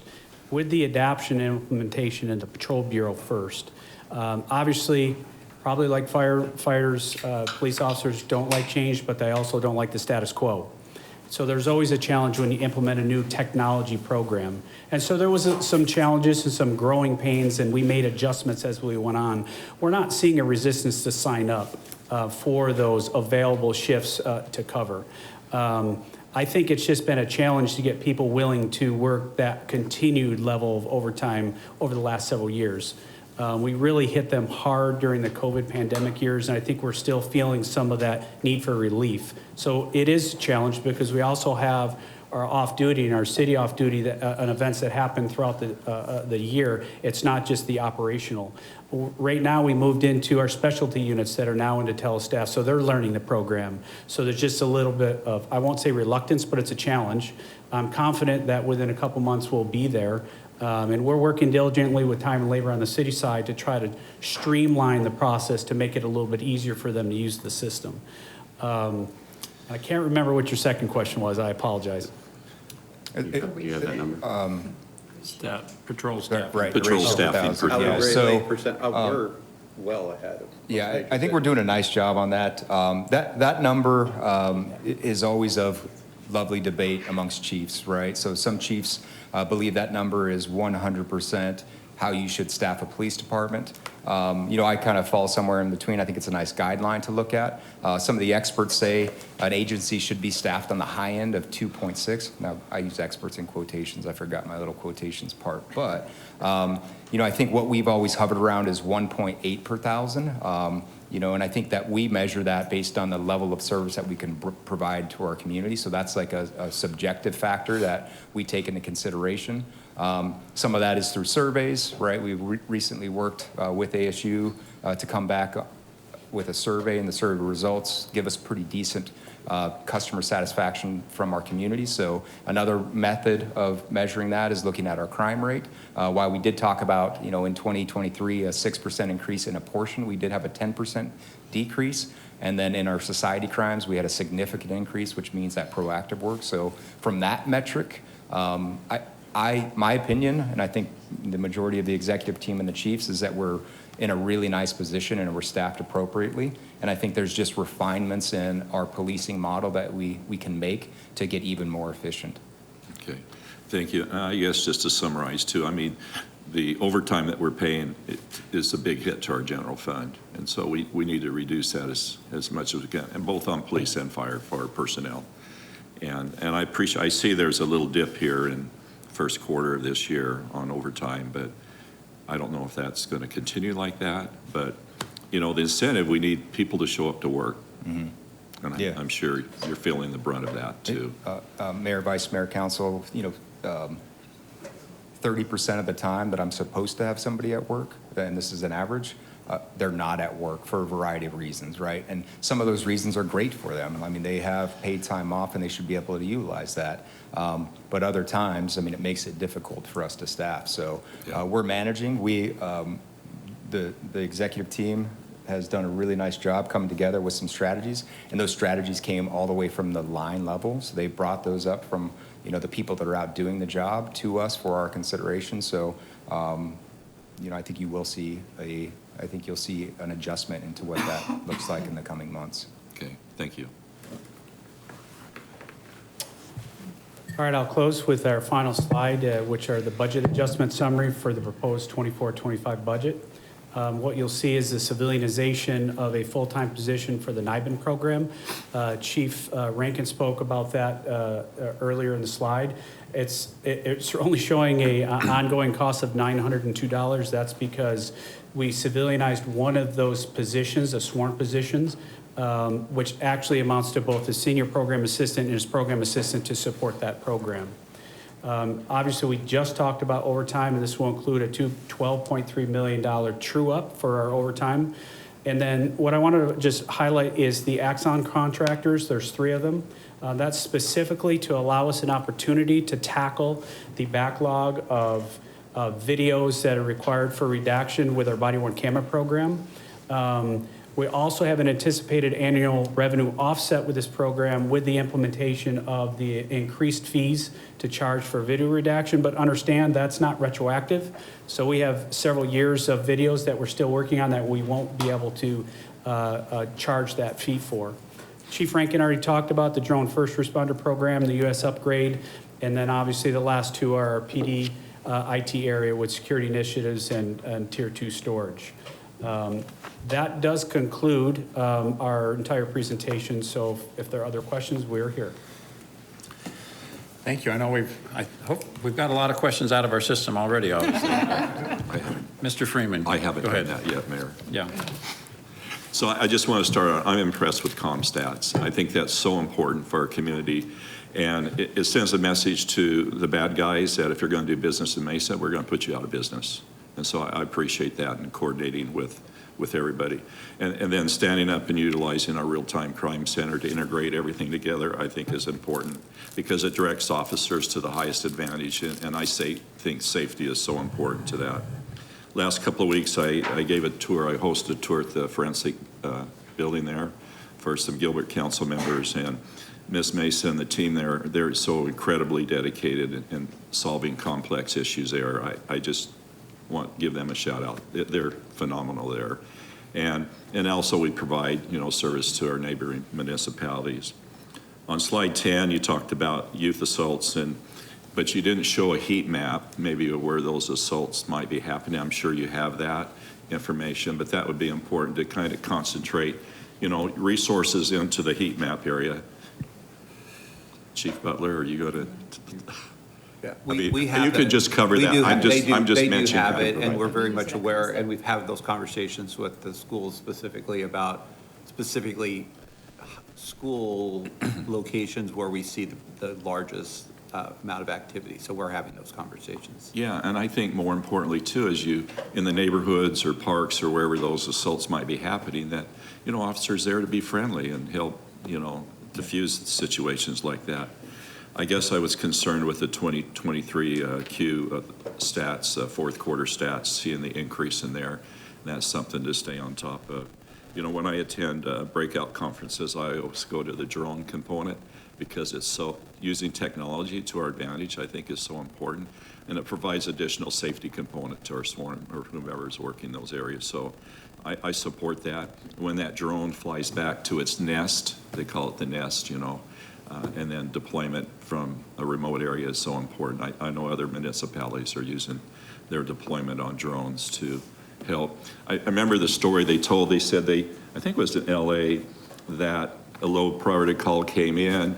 Officers were responding, but the drone went out first, and the drone was up high, and whoever the pilot was called the 7-Eleven and said, we're here. And they go, no, there's nobody here. The retail store said, there's nobody here. No, look up in the sky. And so they were able to defuse the whole thing. There was no assault happening, so the patrol officer turned around. Incident solved. So I just thought that was really impressive to help using technology. With that, that's all I have. Thank you for your presentation. I thought you were going to tell the real-time crime story where we called a woman and said, your purse has been stolen, and she didn't know it had been stolen. Right, because we, Alma School in We Maine. drove off Yeah. not even knowing that it had been taken out of our car. That's right. okay. I think, Frankie.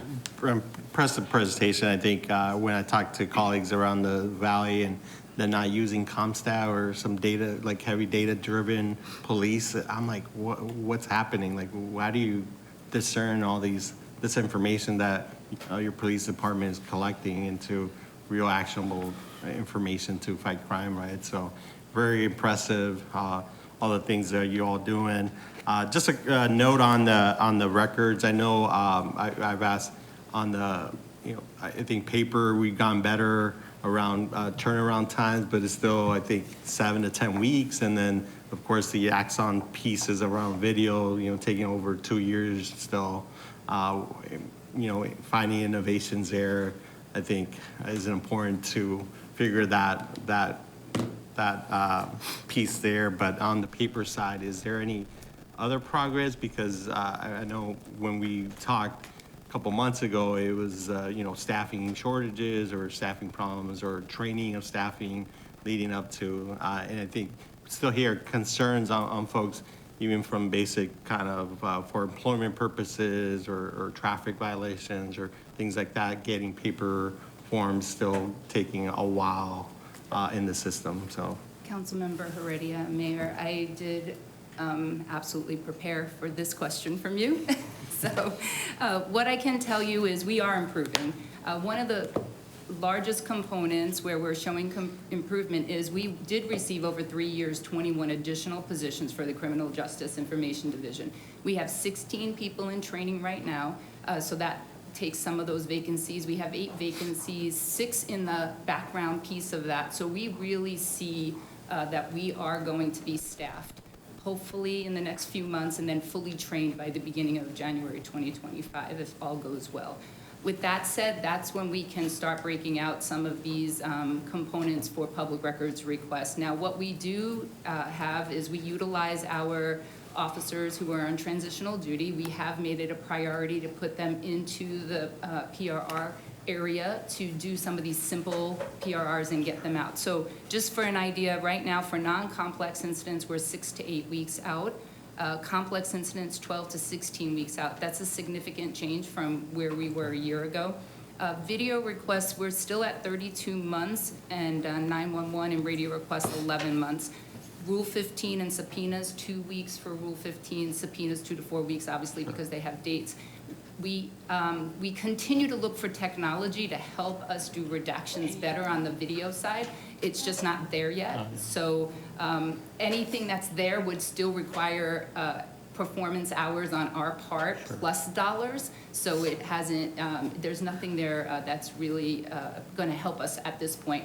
We did, thanks to you all, we're able to get 2 Axon contractors in to help us with those video redactions. So they are going to go into our unit, our video unit, to help expedite, and they understand how to do that, and they're trained, and so we don't have that train-up component, and we can enhance that unit using those contractors. And then with the law that passed in January and the fees that are associated, we're getting better requests for what exactly is needed from the Axon video, right? Instead, they would say any and all and every piece of Axon, and then you have to go through and redact all that stuff.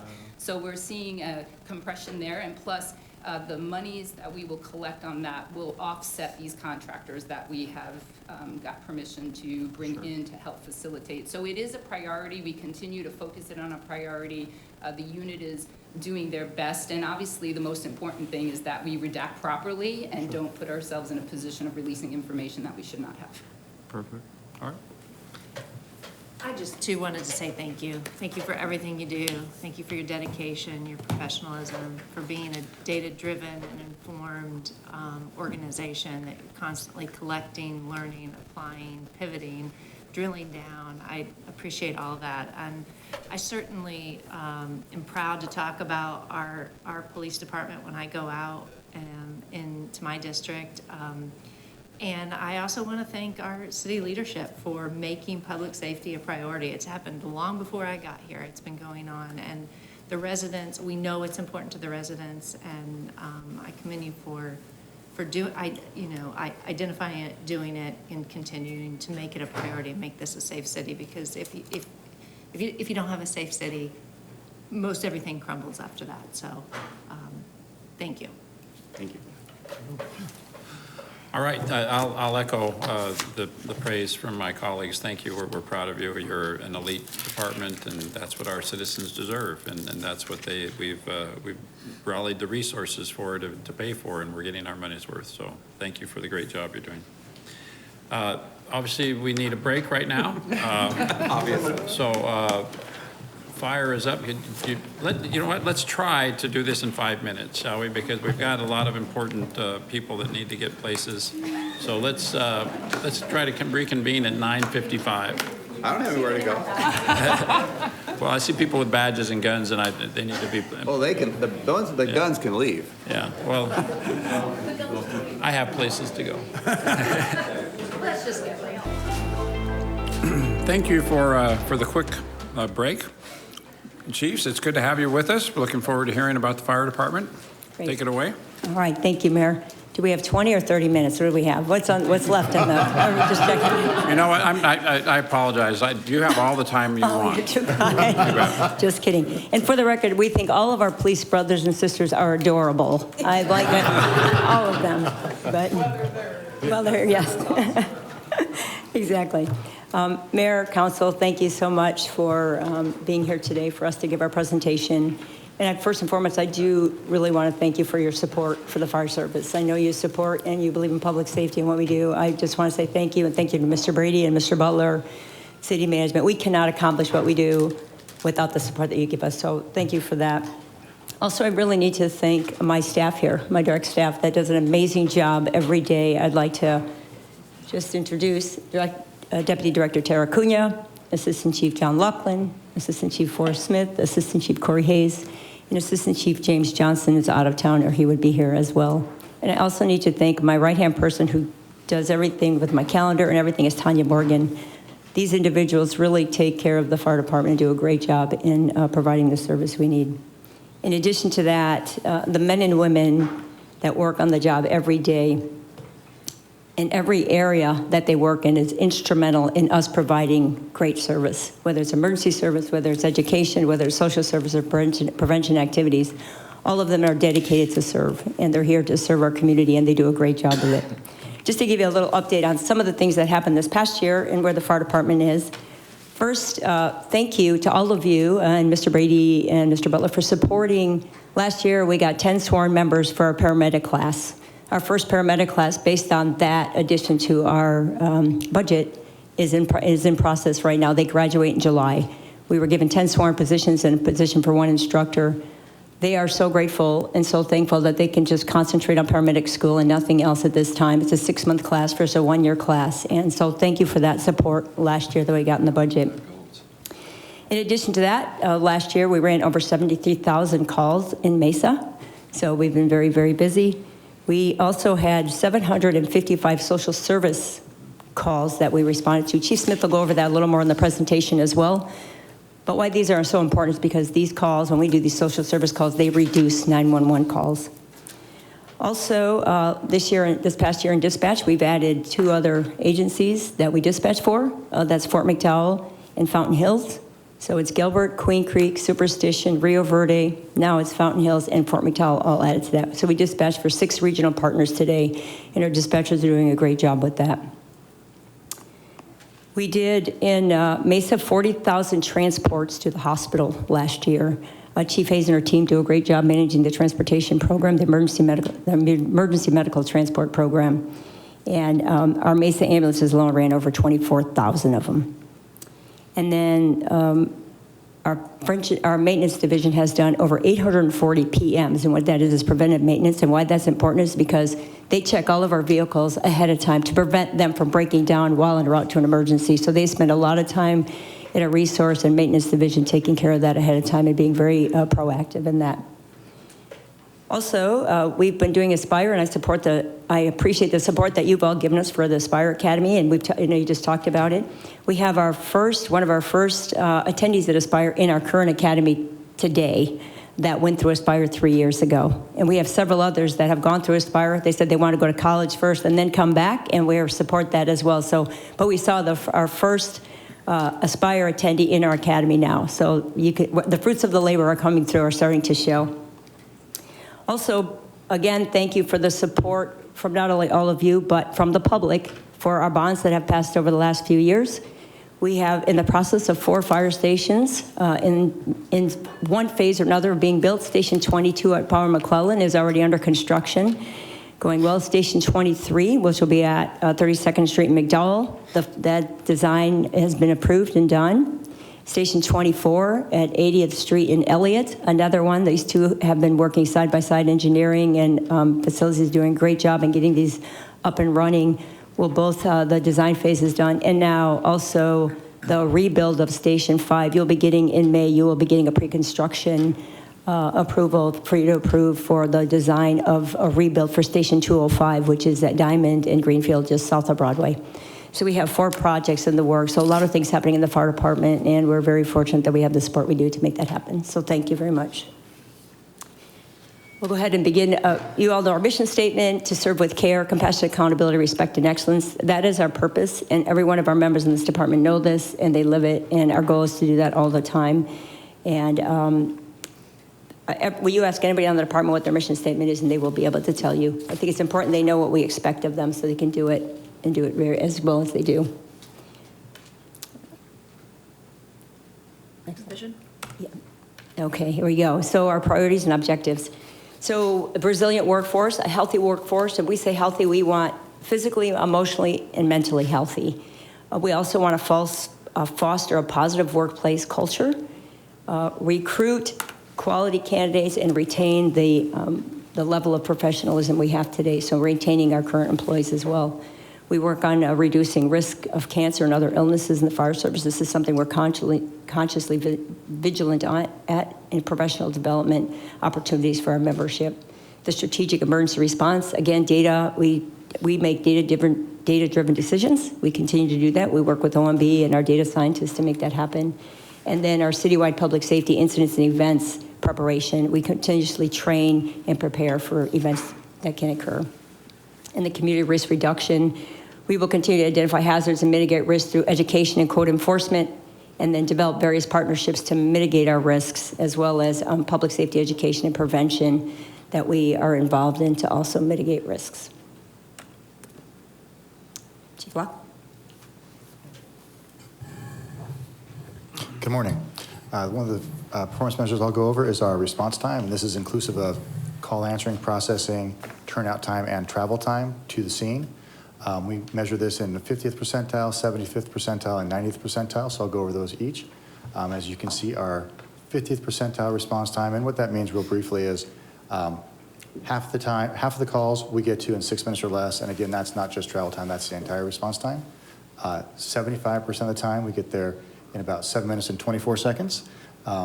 Chief had to do that math for me since these are based in 0.4, not 40 seconds.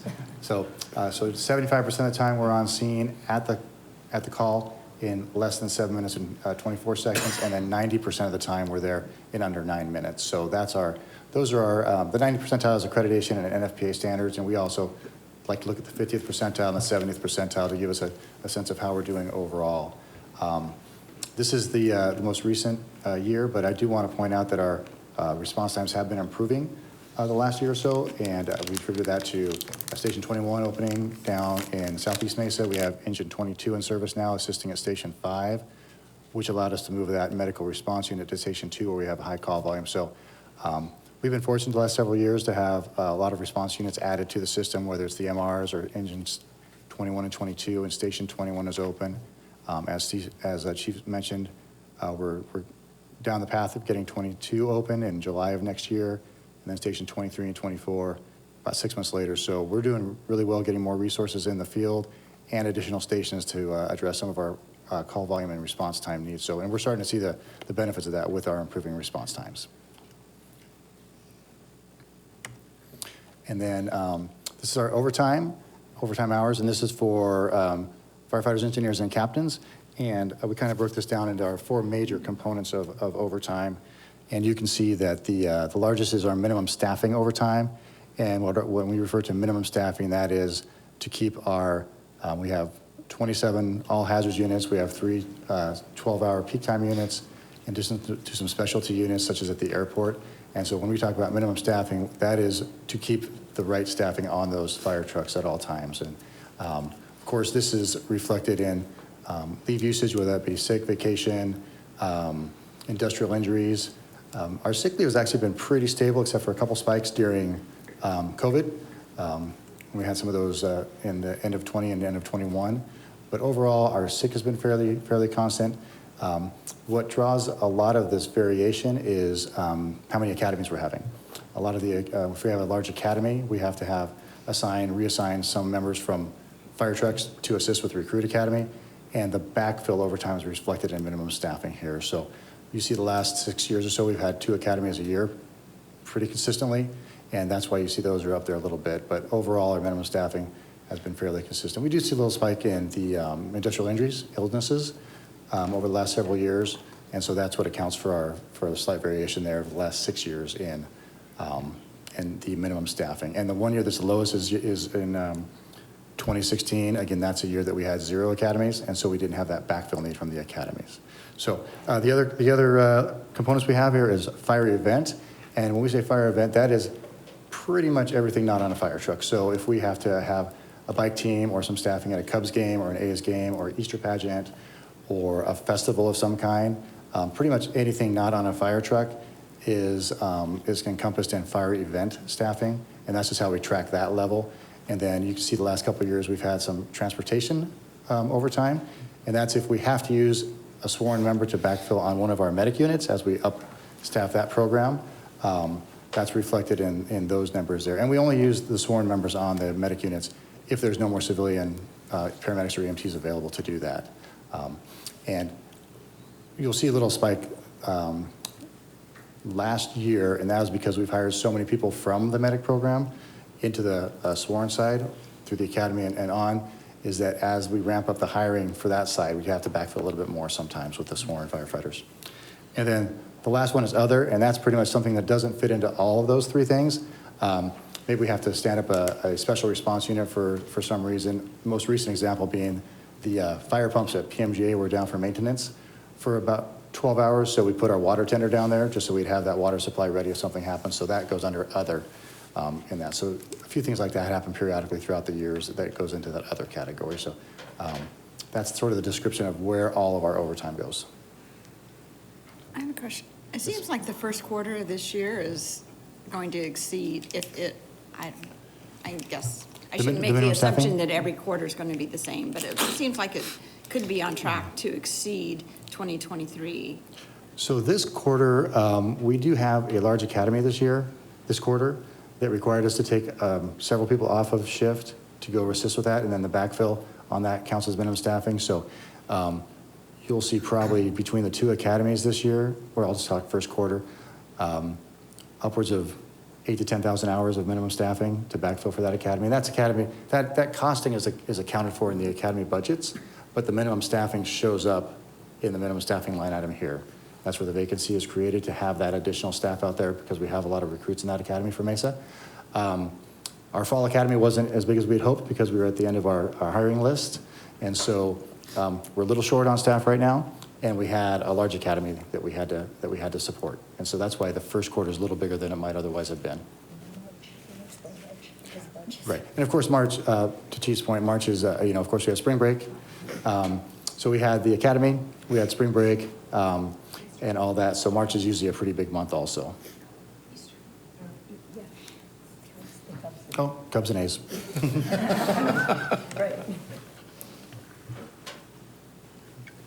All right.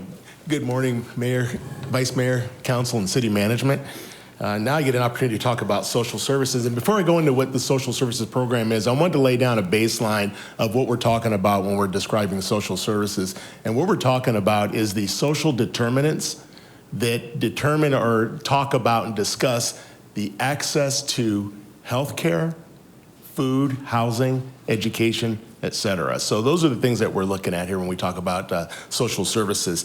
And also before I go into it too, I do want to thank and acknowledge our staff over in our social services division, as well as our public education, and really some of those folks who may be watching from city staff who are in other departments throughout the city who help make these efforts possible, because us coming together and collaborating really allows us the opportunity to make the experience that some of our folks in our community are dealing with something that may be something that we can help them with and something that they can manage. And so this is really a big deal for us and our crews. All of us have been on a truck at one time or another, or have been impacted by some of the programs that are going out there by those that we've served. And we also know that there's only so much that our crews can do out there. And at the end of a call, when you're leaving a call and you feel like that we may be going out on this person again, having access to a social services program, having access to Mesa Crisis Team, having access to other city services that are available where we could get these folks the services they need, also leads to the reduction of their need for emergency services. So with that said, in also how we do our program is we also take a look at the data that presents itself to us when we look at whether or not individuals are having to manage or deal with falls. If we find that they don't have smoke alarms in their home, all those things we have to assess as well, even down to if a crew's on a call and they notice that an individual has a lot of carpets and rugs and trip hazards, there's opportunities right there for us to create educational opportunities. So this is really a big deal for all of us. And so again, the collaboration with other city departments really goes a long way here for us to be able to institute these programs. The slide that you're looking at here, you see a 154. What that is, and as you see the chart right here, each dot represents a month. And as you see, those are months within the year. And as we go along the trend line right here, you can see that once we get to the very end here, that shows 154 calls, or referrals, pardon me, from our crews. And those referrals go back to where you can see throughout the years, we had just right here in 24 alone, we're looking at about 326 referrals from our crews. Last year we had 795, and the year before that, 839. We're currently on track for having more crew referrals than we've had in the history of our program. And this is a big deal because, again, not are we seeing increases where people are dealing with food insecurities and concerns for housing, but we're also seeing that where there's other city services, county services, state services available, where we're able to align these folks up with these services. And so as we continue to grow and see these services start to increase, this is also reducing the chances that we're going to see these folks fall into what we call high utilizers. And so when we're able to stave that off, we're actually able to prevent that need for emergency services to go out and get these folks the right resource they need. And in wrapping this up, I do want to give a quick case study. I'm going to call this person Mrs. M. Mrs. M is who we described as a high utilizer. She has been on our radar since 2019. During those years, back in 2019, she generated 23 calls for service. And pardon me, this is a 99-year-old female who suffered from dementia, had family members living with her who were exploiting her for her money and housing and not medically managing her.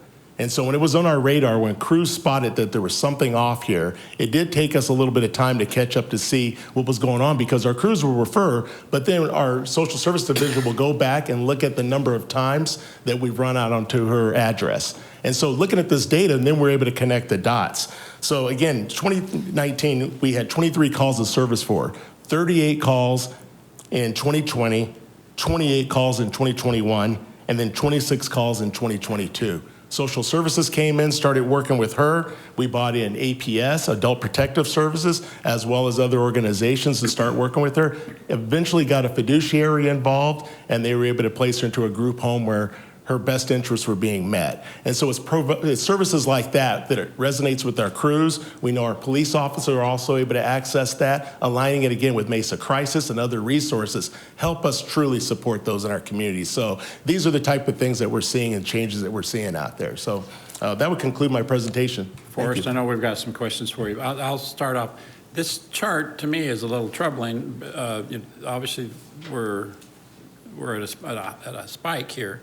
Is that because the social service needs of our community, or something's going on and they're increasing that dramatically, or is it because you're offering more services and you're getting more engaged and your crews are more informed and bringing in social services more often than they used to?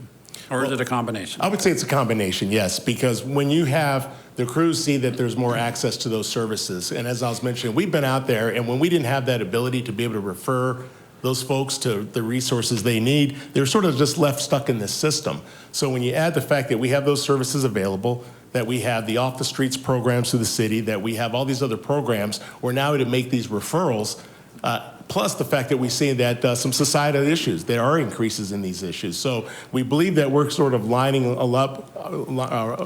ourselves with those increases of services, or the need for those services, to be able to have those services available as the city has stepped in to make a lot of those available. Great. I had to say, I was at a senior expo a few weeks ago, had a great conversation with one of your social service folks, and really have an appreciation for what they're doing. Before we leave this topic, I just want to say that I know a couple of weeks ago, I became aware, really more aware than I have been, of the heat-related deaths that we're seeing in Maricopa County.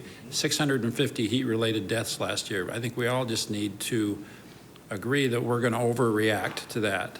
And I know we're doing a deeper dive to see what that means specifically for Mesa, but I think part of the tragedy here is we know who, when, and where these people are, and we're in a good position to intervene and really have an impact. So I know that's, and I think your department is where, unfortunately, a lot of that help needs to come from. So I would just challenge us all to, again, I'm looking forward to hearing back from our data scientists that are going to help us determine how we could best allocate resources. But I would, we're on the precipice of what's going to be another horribly hot summer. And I think we just need to all rally around this and say we're going to do our best to overreact. So I'm looking forward to getting the additional data that we are delving into there. Of course, Mayor, and thank you for that, because to your point, the city's all in on it. Every department's in on it, and you've heard about the Mesa Way, right, where we're looking at service, pride, integrity. Those things are all aligned with that, where everybody's in on. Several different city departments are in, so everybody's got eyes on the situation, and we're all working together to see if we start seeing some of these areas where those needs. And so you certainly, to your point there, that's something that's going to be addressed and looked at by many departments throughout the city. Thank you. Julie. Okay, thank you. Just a couple of questions on this. So when you talk about city resources and services, are you also referring them to like nonprofits and like other organizations out there? Absolutely. Thank you, Councilmember Spilsbury, Mayor, Council.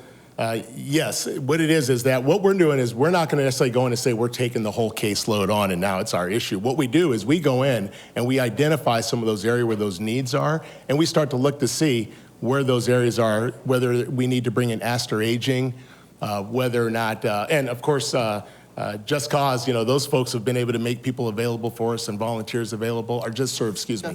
Just Serve has been able to make people available for us. So looking at a lot of the nonprofits, as well as some of the other corporate and business partners who are out there, because there is an opportunity for them to engage and show their support for our community. Yeah, we just have like the most amazing network of nonprofits and faith-based organizations that are do. willing to help if people know how to find them. And so I love that you guys are maybe that piece of helping people to know how to get help. And so then it's not necessarily the firefighters who are doing the referrals. They're calling is it a social worker or just someone in social services that then comes out?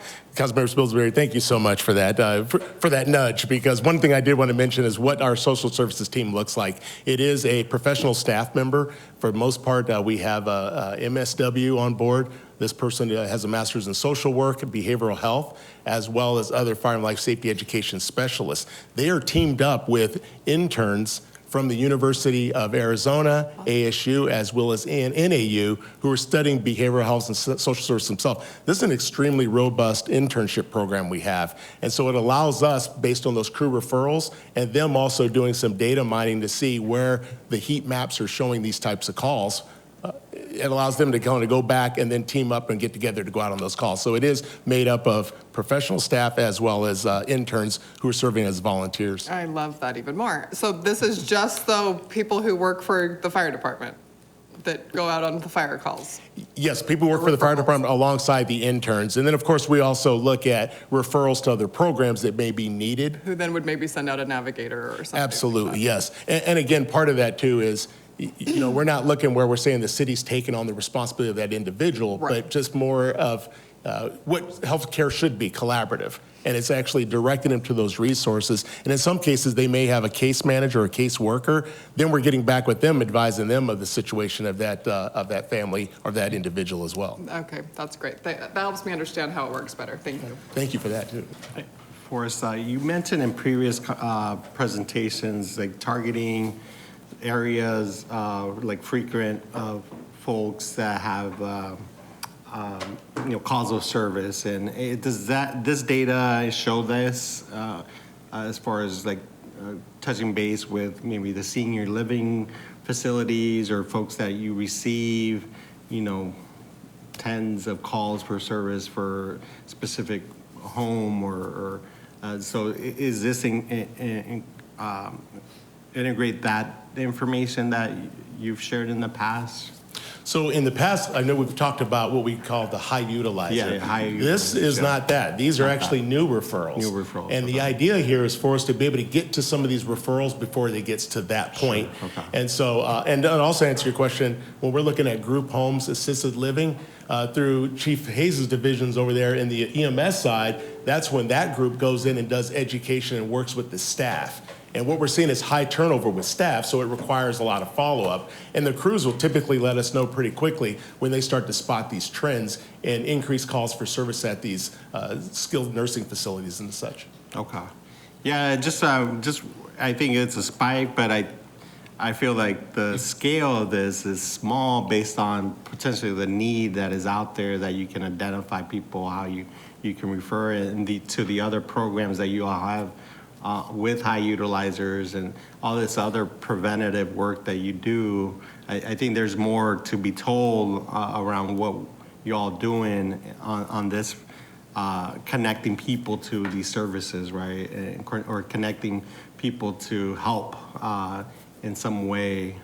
So I just wanted that clarification. So I appreciate it. I had a question. That kind of goes into what I was going to, so these are 154 individual referrals? That's correct. That'd be 154 individual referrals just for the month of March. Okay. And then as we go back, so what you saw, that line right there, there's a dotted line, that's that baseline that we set of 50. And again, we looked throughout the valley to see other services that provided by other cities. And it was pretty much arbitrary. There's really no standard set. But at the time, we just wasn't sure what that would look like. But as we're seeing that this is starting to exceed that, we may change that baseline to increase what our expectations Yeah, would be. I was gonna say, right? it's time to change the target, Times are maybe. changing, and it's looking like Yeah. we're able to target that because Yeah. right now we're on track of probably getting the highest numbers we've seen. And you know, to the mayor's point, is that there are people out there who are suffering from tough times, and it may get worse. And so we just want to make sure that we could be ahead of that. Also knowing that we can't continue to throw crews at that. We don't have, you know, we're not going to be able to continue to do business that way, but we're able to take a look at how we can use these resources to then help these folks and see if we can be ahead of those spikes before they get there. I'm just sitting here trying to figure out how this chart could be more helpful, though, as far as, because like you say, it goes up, you don't really want it to go up, but you want it to go up because that means more people need more help, yet we're offering more help. So I'm just wondering if you do it on the back end, the people that get the help, is that at a decrease? I don't know. Well, This just seems like maybe it could be a little bit more informative and helpful if it was a little bit, I don't know. I just throw Councilmember that out Guilford, there. yeah, and you know, Councilmember Guilford, Mayor, Council, you know, we do see some of those numbers. And on the back end is what we're looking at is, are we seeing decreases in calls for fall injuries?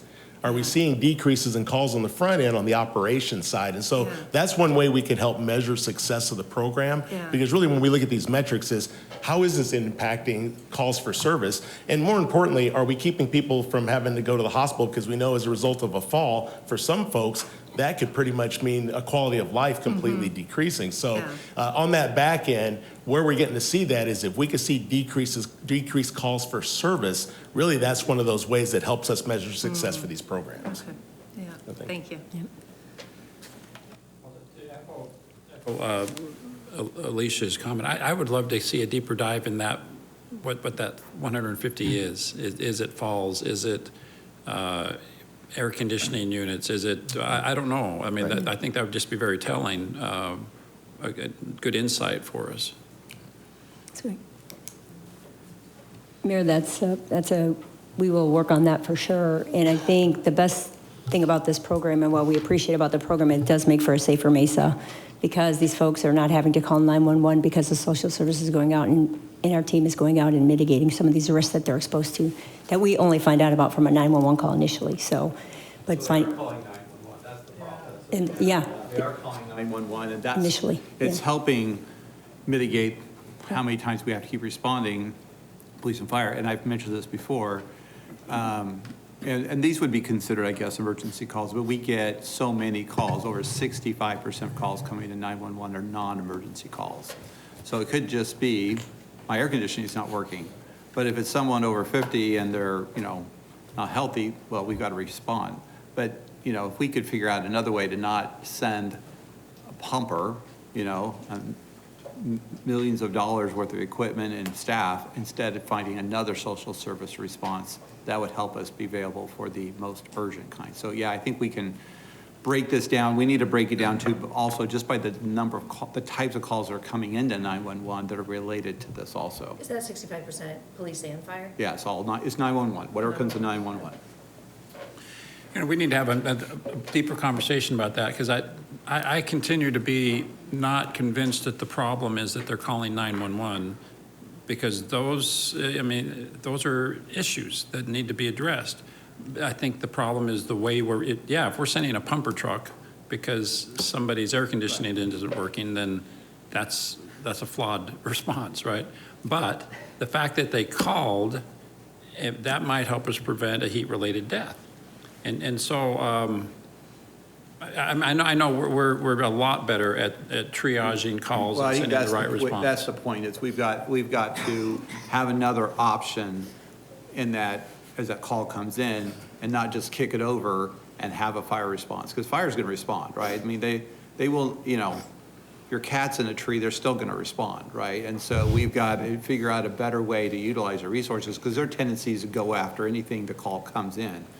We've tried to address that through medical responses and different levels of responses, but I think there's another level of social service responses that we get, a tremendous amount that come into 911 that again, we've got to find another level of way to respond that doesn't require public safety personnel. It could be a referral at that. Or, yeah, or sending out a social service, we could send out Solari, right? You could send out professional, medical, or not medical, social service folks to go handle that call. Or you can handle it on the phone, right? But we've got to figure that out because it creates a tremendous amount. The calls for service, the calls coming in, still the percentage isn't changing about which ones are fire and which ones are medical. And it still doesn't change that out of the 8% medical, how many of them are not acute calls.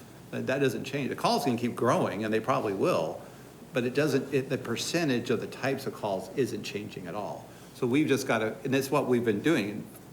The departments did a great job at figuring out different models of response for the different types of calls. There's still a vast amount, there's a tremendous amount of calls. We still have to figure out a better way to respond that doesn't require a fire truck and 4-person. Yes. So you have social service personnel that address these type of needs specifically. I mean, that's what they do, right? And seeing the spikes, do you have sufficient personnel to respond? Or do you need more personnel to respond, to keep up with that so that we can keep them on the journey of finding the services they need instead of getting back into the high priority call?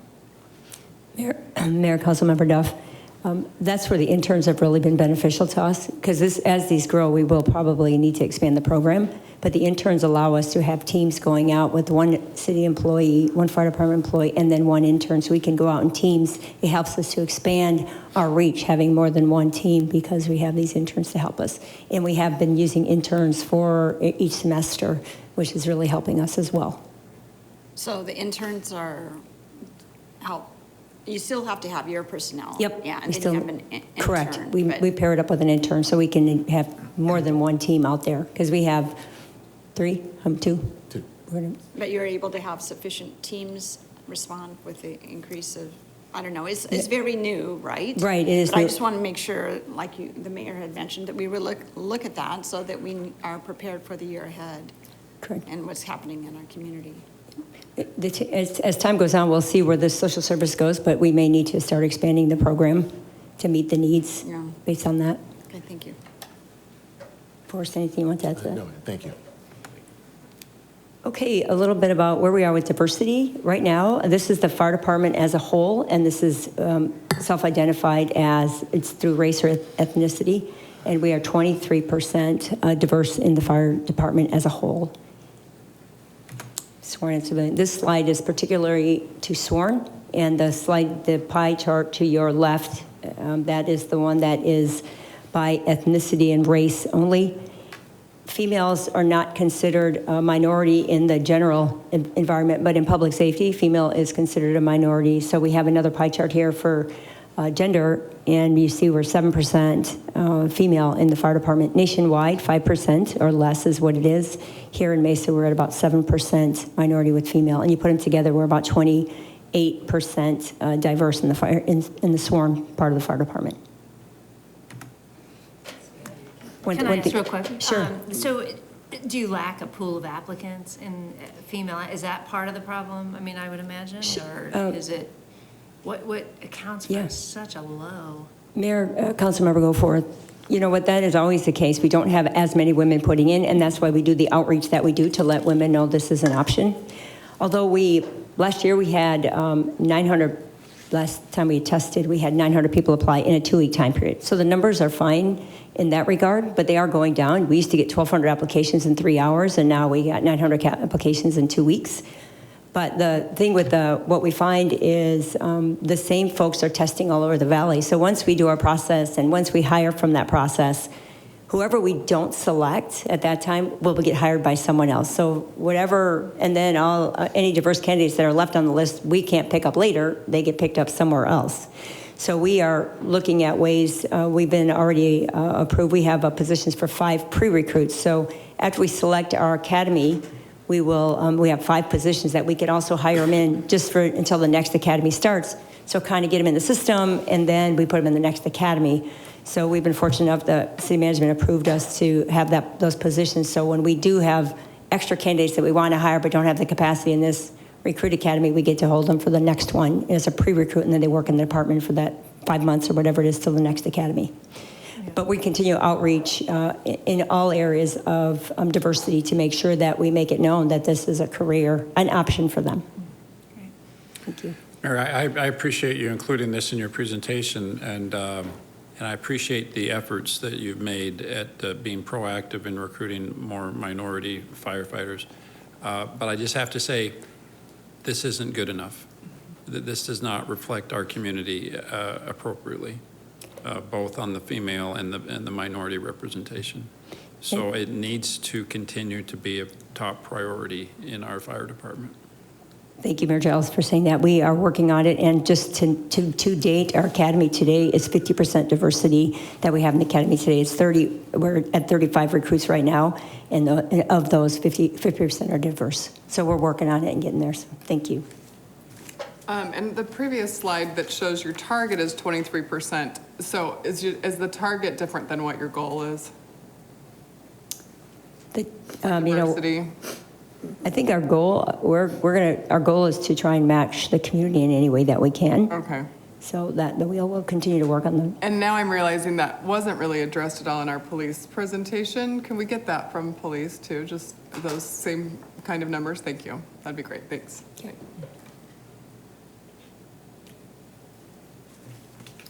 Good morning, Council, Mayor. If it's still morning, yeah. It's morning. So similar to PD, this is our financial slide, and it includes all of our funds. So public safety, general fund, quality of life, all of our restricted funds and our grants. So I'm just gonna kind of walk you through this top to bottom, left to right, and you can stop me if you have any questions. So first we have a community involvement, which is community outreach, emergency management, and prevention. So the increase from 22 to 23 on that was mostly due to job studies and salary adjustments, so otherwise stable. And in 24-25, the proposed budget decrease is due to our budget reductions, which we'll review in another slide. The second category is departmental support. That includes all of our other professional staff. It also includes life cycle and software, which can fluctuate pretty heavily from year to year. The increase from 22-23 to 23-24 was mostly due to fuel and supplies, and then a large life cycle replacement of radio consoles.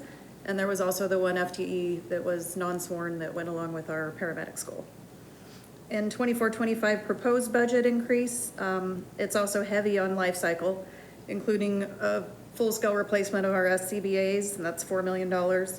Also $500,000. What would those be? What Sorry? are those? What are those? Self-contained breathing apparatus. SCBA. So they're Our air important. packs. Why? Yeah, you should tell the council what that means. Go ahead. It's important. Go ahead, John. Oh, okay. So the SCBAs are what? Scuba, what are you doing? We're not doing scuba. So the SCBAs are what Councilmember Freeman would, in his former life, have worn when they go into any contaminated atmosphere, whether that be a hazmat call or whether that be a fire call. So it is what we bring with us so we can breathe in a fire. And they are expensive, but they also have to be very durable. And that is something that we have to do about every 10 or 12 years is to replace them. And they're not filled with oxygen, right? Nope, just regular air, compressed air. Yeah, anyway, I just thought it's a big Yeah. amount. We probably ought to know what that means, so. Also $500,000 for generators, and $1.2 million in other equipment that's surpassed its useful life. And then the third category is incident response, and this one has operations, dispatch, and emergency transportation services or ambulances.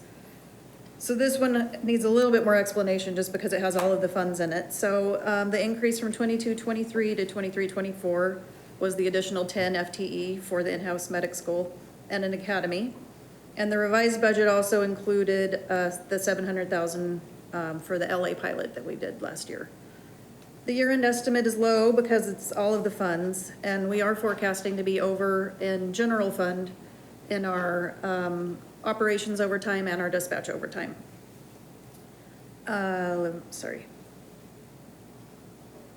Oh, because of there is capacity in the public safety sales tax so that it doesn't show an overage in this chart.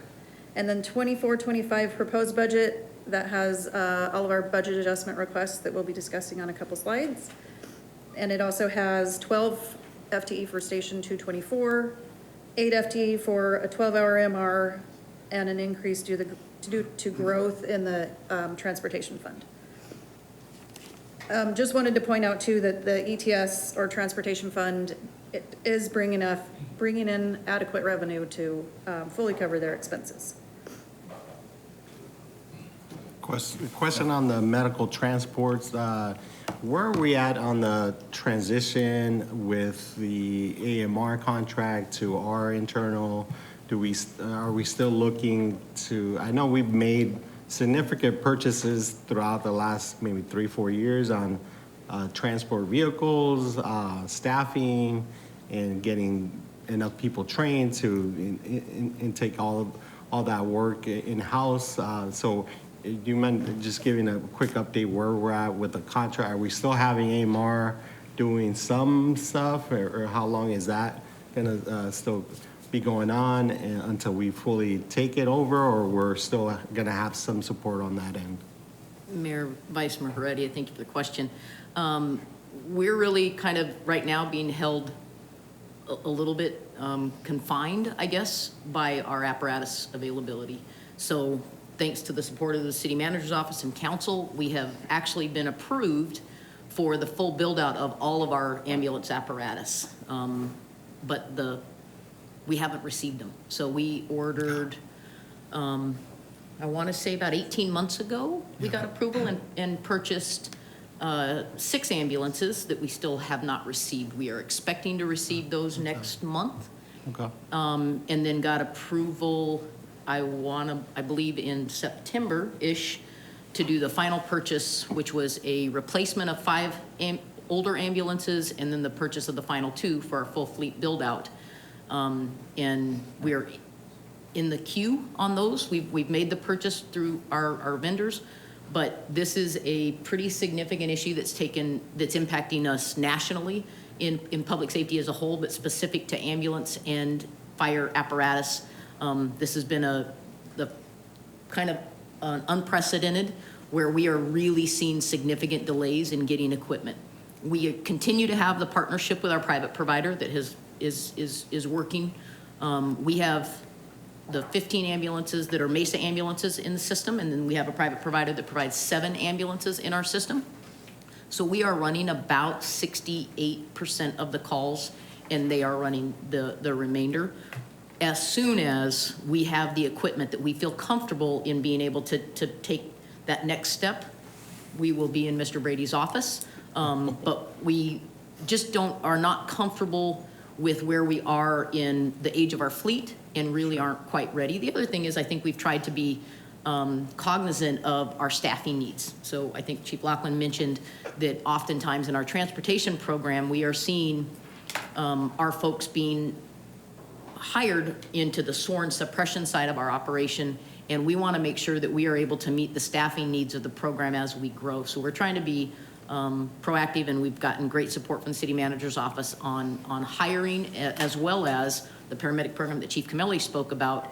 We've gotten support in sending our own civilian EMTs to our paramedic training, which helps us to keep them, giving them a career path to stay with us and stay within the city. So we are doing a really good job of building the program, but we are expected, I would say, over the next 2 years, we will hopefully finish that complete transition. So anyway, and it's a follow-up question on, big deal was on the customer service that I think you all can provide, and why we're transitioning into an in-house medical transport system. So with the 68% that you mentioned, any data that tells the story of the customer service that we're providing, or increase quality, or any of that information that you all have in the amount of trips that you all making to help residents? So we do track a lot of those things that are generally teaching and education points for either for our crews or relaying to our private partner when we are having performance issues or receiving concerns from either a customer or our hospital partners. which we do work very closely with our hospital partners, and that tends to be where a concern would come from, is the hospital will reach out to us, to our EMS division, and say, hey, we had a concern of a call that came in. We relay that very directly and very quickly to our private partners, and if we have any that involve our crews, obviously we address them rapidly. I don't know that we've ever really specifically lined out, are we seeing a decrease in patient concerns, but I can certainly look at that if you'd like. All right, perfect. Thank you.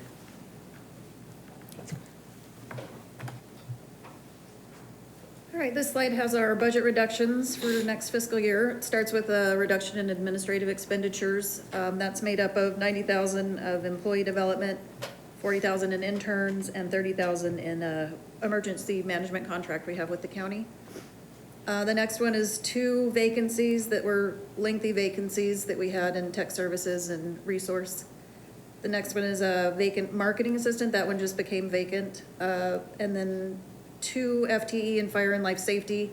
One is a recent vacancy of a fire and life safety specialist, and one is an administrator that will be retiring soon. And then we have civilianization of EM and peer captains. Those will happen in 25-26.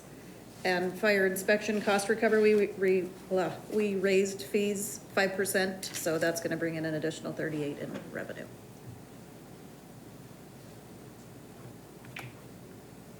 And then for our budget adjustments, we've hoped to receive for next year, we have a spring recruit academy, a 12-hour medic response unit, and the third one is just additional capacity for growth in the ETS program.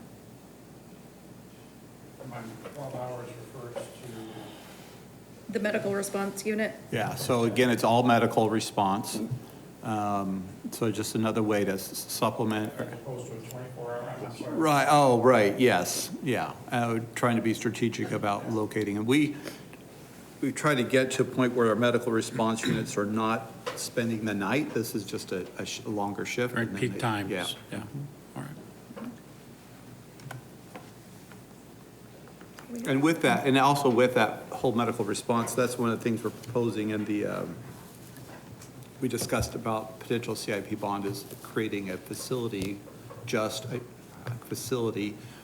for a medical response unit. So we wouldn't have to build a whole big fire station, because we just need more, we need to distribute these medical response units to fill in the gaps, is what I call it, throughout the city. And so we're looking at, we have a location at the Red Mountain substation. There's a pad there that we'd like to hopefully get approval to build the facility there, and then you can run medical response units just out of that facility without having to build a big fire station. So I think that's very smart. It goes back to why are we sending pumper trucks to social service calls? I mean, we need to better tailor our responses, right? Yes. I appreciate our public safety. The police and fire is incredible. And we see in police, crimes going down and such like that. How is fire doing? My impression from seeing various reporting here and there, as far as the number of medical calls, the number of fire incidents, it seems like there's more fire incidents than ever before.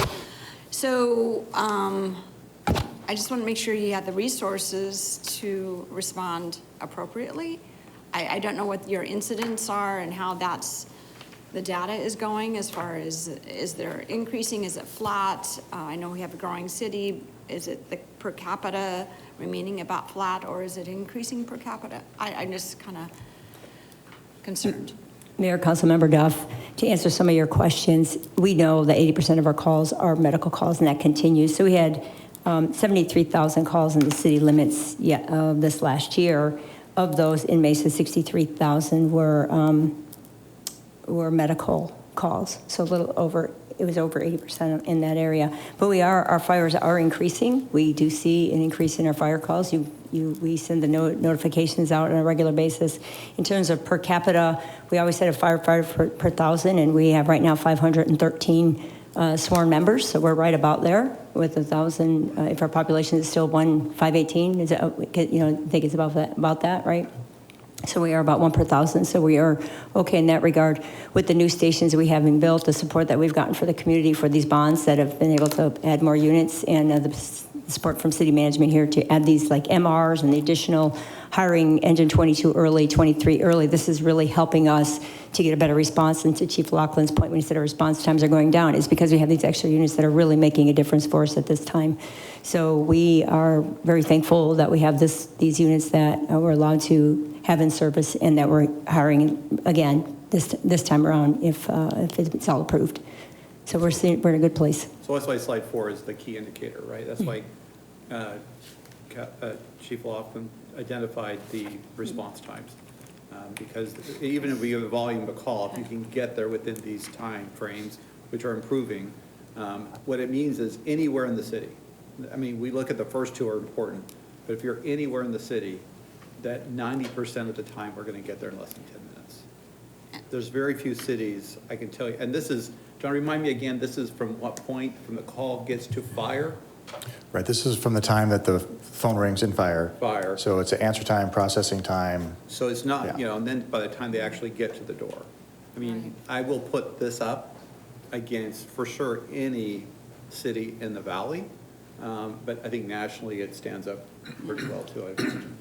Yes, I would agree. I think we do quite well. If you look at all three metrics up there, you know, the 90th percentile is incredibly difficult because that only allows for 10% of the calls for something to have happened in the area. Maybe that closest unit isn't available. I'll use, yesterday we had the first alarm fire at Brown and Country Club.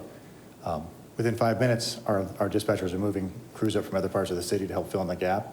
But had we gotten a call at 35 West Brown, initially, it would have taken a little while to get there because, you know, the closest, 7 units were at that fire. So that's when that 10% of the other part of that 90th percentile is difficult, because there's a lot of times those things happen and push that back. But if you look at the 50th and 75th, I think we're doing very well.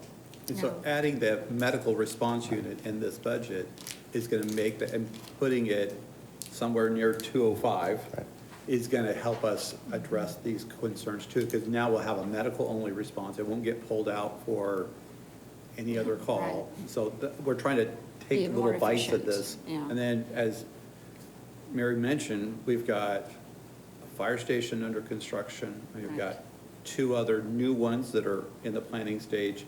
And then 205, we call it renovation, but I think it's it's a full do-over. So those are big issues. Yeah. I just didn't have an idea of how, I see these numbers and I know they're very good. Our numbers historically have been very good, and and I know you're working on these different models in order to improve the times, that we certainly want to keep a standard and never slip on that.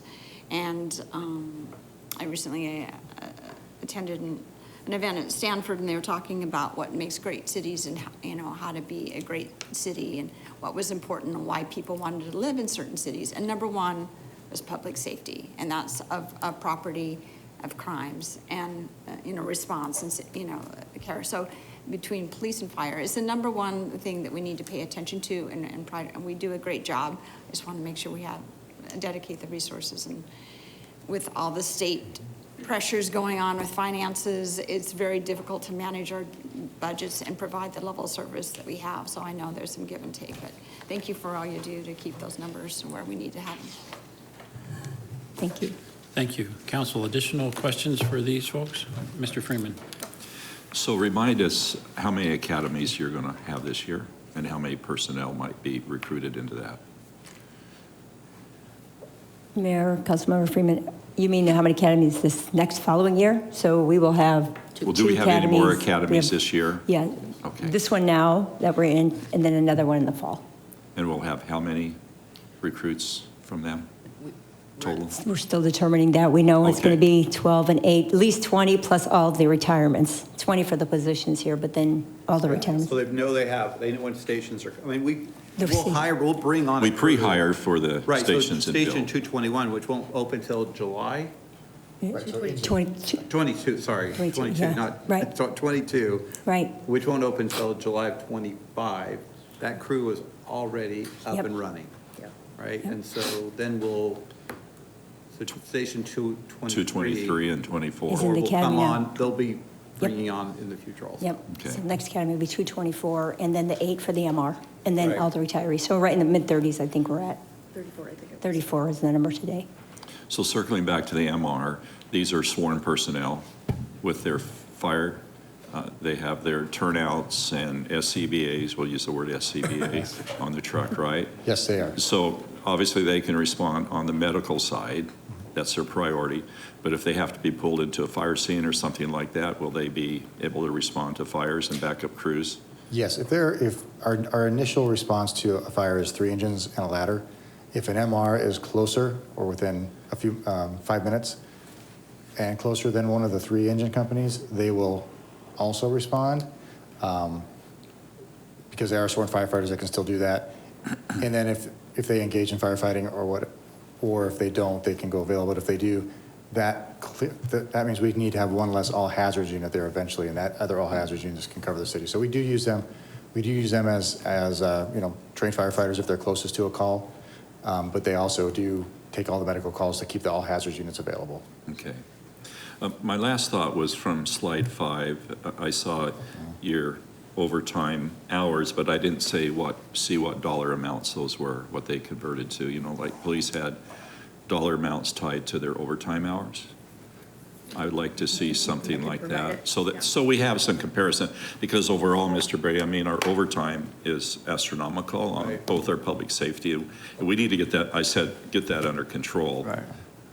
No, so we any do, and I ideas? think part of this one is, and I think Chief Laughlin mentioned this, is that part of what's happening here is adding all these new stations over the last 5 or 6 years to fill up the staff of the academy. We're pulling people off trucks, and so then we have to backfill that with overtime. Yes. So yes, we can get that number. I think the good news here is we've done the deeper dive into overtime and our concern. The sick leave, being absent because of sick leave isn't what we've seen in the other department. They seem to manage that pretty well consistently. I think we're looking for these other elements that we may need to try to manage. And so we need to have some discussions like, okay, how much longer are we going to keep having these academies where we have to pull people off? Well, we know how many more stations we have. So we need to look at that because we can quantify that. We feel like we have a little bit more, but there's some areas where we're pulling off for training, for other events, and we've got to manage that better, right? And I think that's where we can look at the overtime, but we're studying that right now. But I think it's a different, I don't want to put it's an issue, but it's not the same issue as we're finding in police. I guess that's my point. It's a different category, maybe. Yeah, what's driving that is different, so. Okay. And Councilmember Freeman, Council, I think it's also somewhat important to point out that the fire event, many of those are cost recovery. So if it's a City of Mesa event, obviously not, but if it's a concert or a festival, we do get some cost recovery on that. So it is budget money going out, but we also get some back on that. Okay. And same with transportation, there's a cost recovery involved with transportation also. Well, as has been stated, you do an exceptional job, and both police and fire are sworn, and professional staff. I mean, we're just honored to be a part of it. So appreciate all the hard work out there. So thank you. Yeah, I echo the same thing. Thank you so much for everything you do. I'm going to just push you like I did with police then on your health and wellness. It wasn't conveyed at all through your slides. So what are you doing? Do you feel like you're good with your efforts? And, what are you guys doing in your department? Mayor, Councilmember Spilsbury. Since we care about our firefighters just as much as our police officers. Thank you. We do all we can in terms of mitigating risk, cancer risks. We have been very well supported with city management with anything to do with cancer, supporting us that way. Anything to do with mental health, they've been extremely supportive in that regard. We offer, we started an employee engagement committee last year to see what else we can do with labor and folks from the department at all levels to kind of come up with ideas of what are the things they would like to see us do. So we've been working with them for the past year on suggestions, ideas. We are starting with more recognitions. We make sure we recognize our employees in our general staff meetings at senior staff for job well done. When we get accolades, we make sure we recognize them in that regard. We're doing all we can to really acknowledge a job well done as we go through this, but their health and wellness is a paramount, and Mr. Brady and Mr. Butler have been extremely supportive in everything that we've done in those arenas. And let me say this real quickly, and Mr. Butler, you're going to help me out with this one, so come up to find a mic. Fire actually has done a very good job in this area. They have some staff that have set up some programs to support the firefighters, and they've had it for years, and they've also been a resource for schools and other groups where they may have experienced a tragedy. The good news is, with the fire's help, Mr. Butler and others have set up a program now, because I know you're just as concerned about public safety, you're concerned about the rest of the employees. Yeah. So Scott, why don't you talk a little bit about that? Yeah, Mayor, Council, thank you, Chris. Mr. Brady's exactly right. We obviously, post-COVID, I think the exposure and the knowledge of the struggles that all of our employees were going through was something that Council certainly wanted us to embrace from a city management standpoint. And the first thing we did was look at public safety, because they have really stood up outstanding programs. And to the point that the chief was saying earlier, we have borrowed a fire captain from Mesa Fire and Medical to help us stand up our citywide program. Eventually that will transition over to our health and wellness through HR and our wellness center, same area, but we've tried to use the best practices that we've seen in fire and in PD to scale that up to where it's a resource that all of our employees can use. And so certainly at that same time, we wanted to support everything that these departments are doing.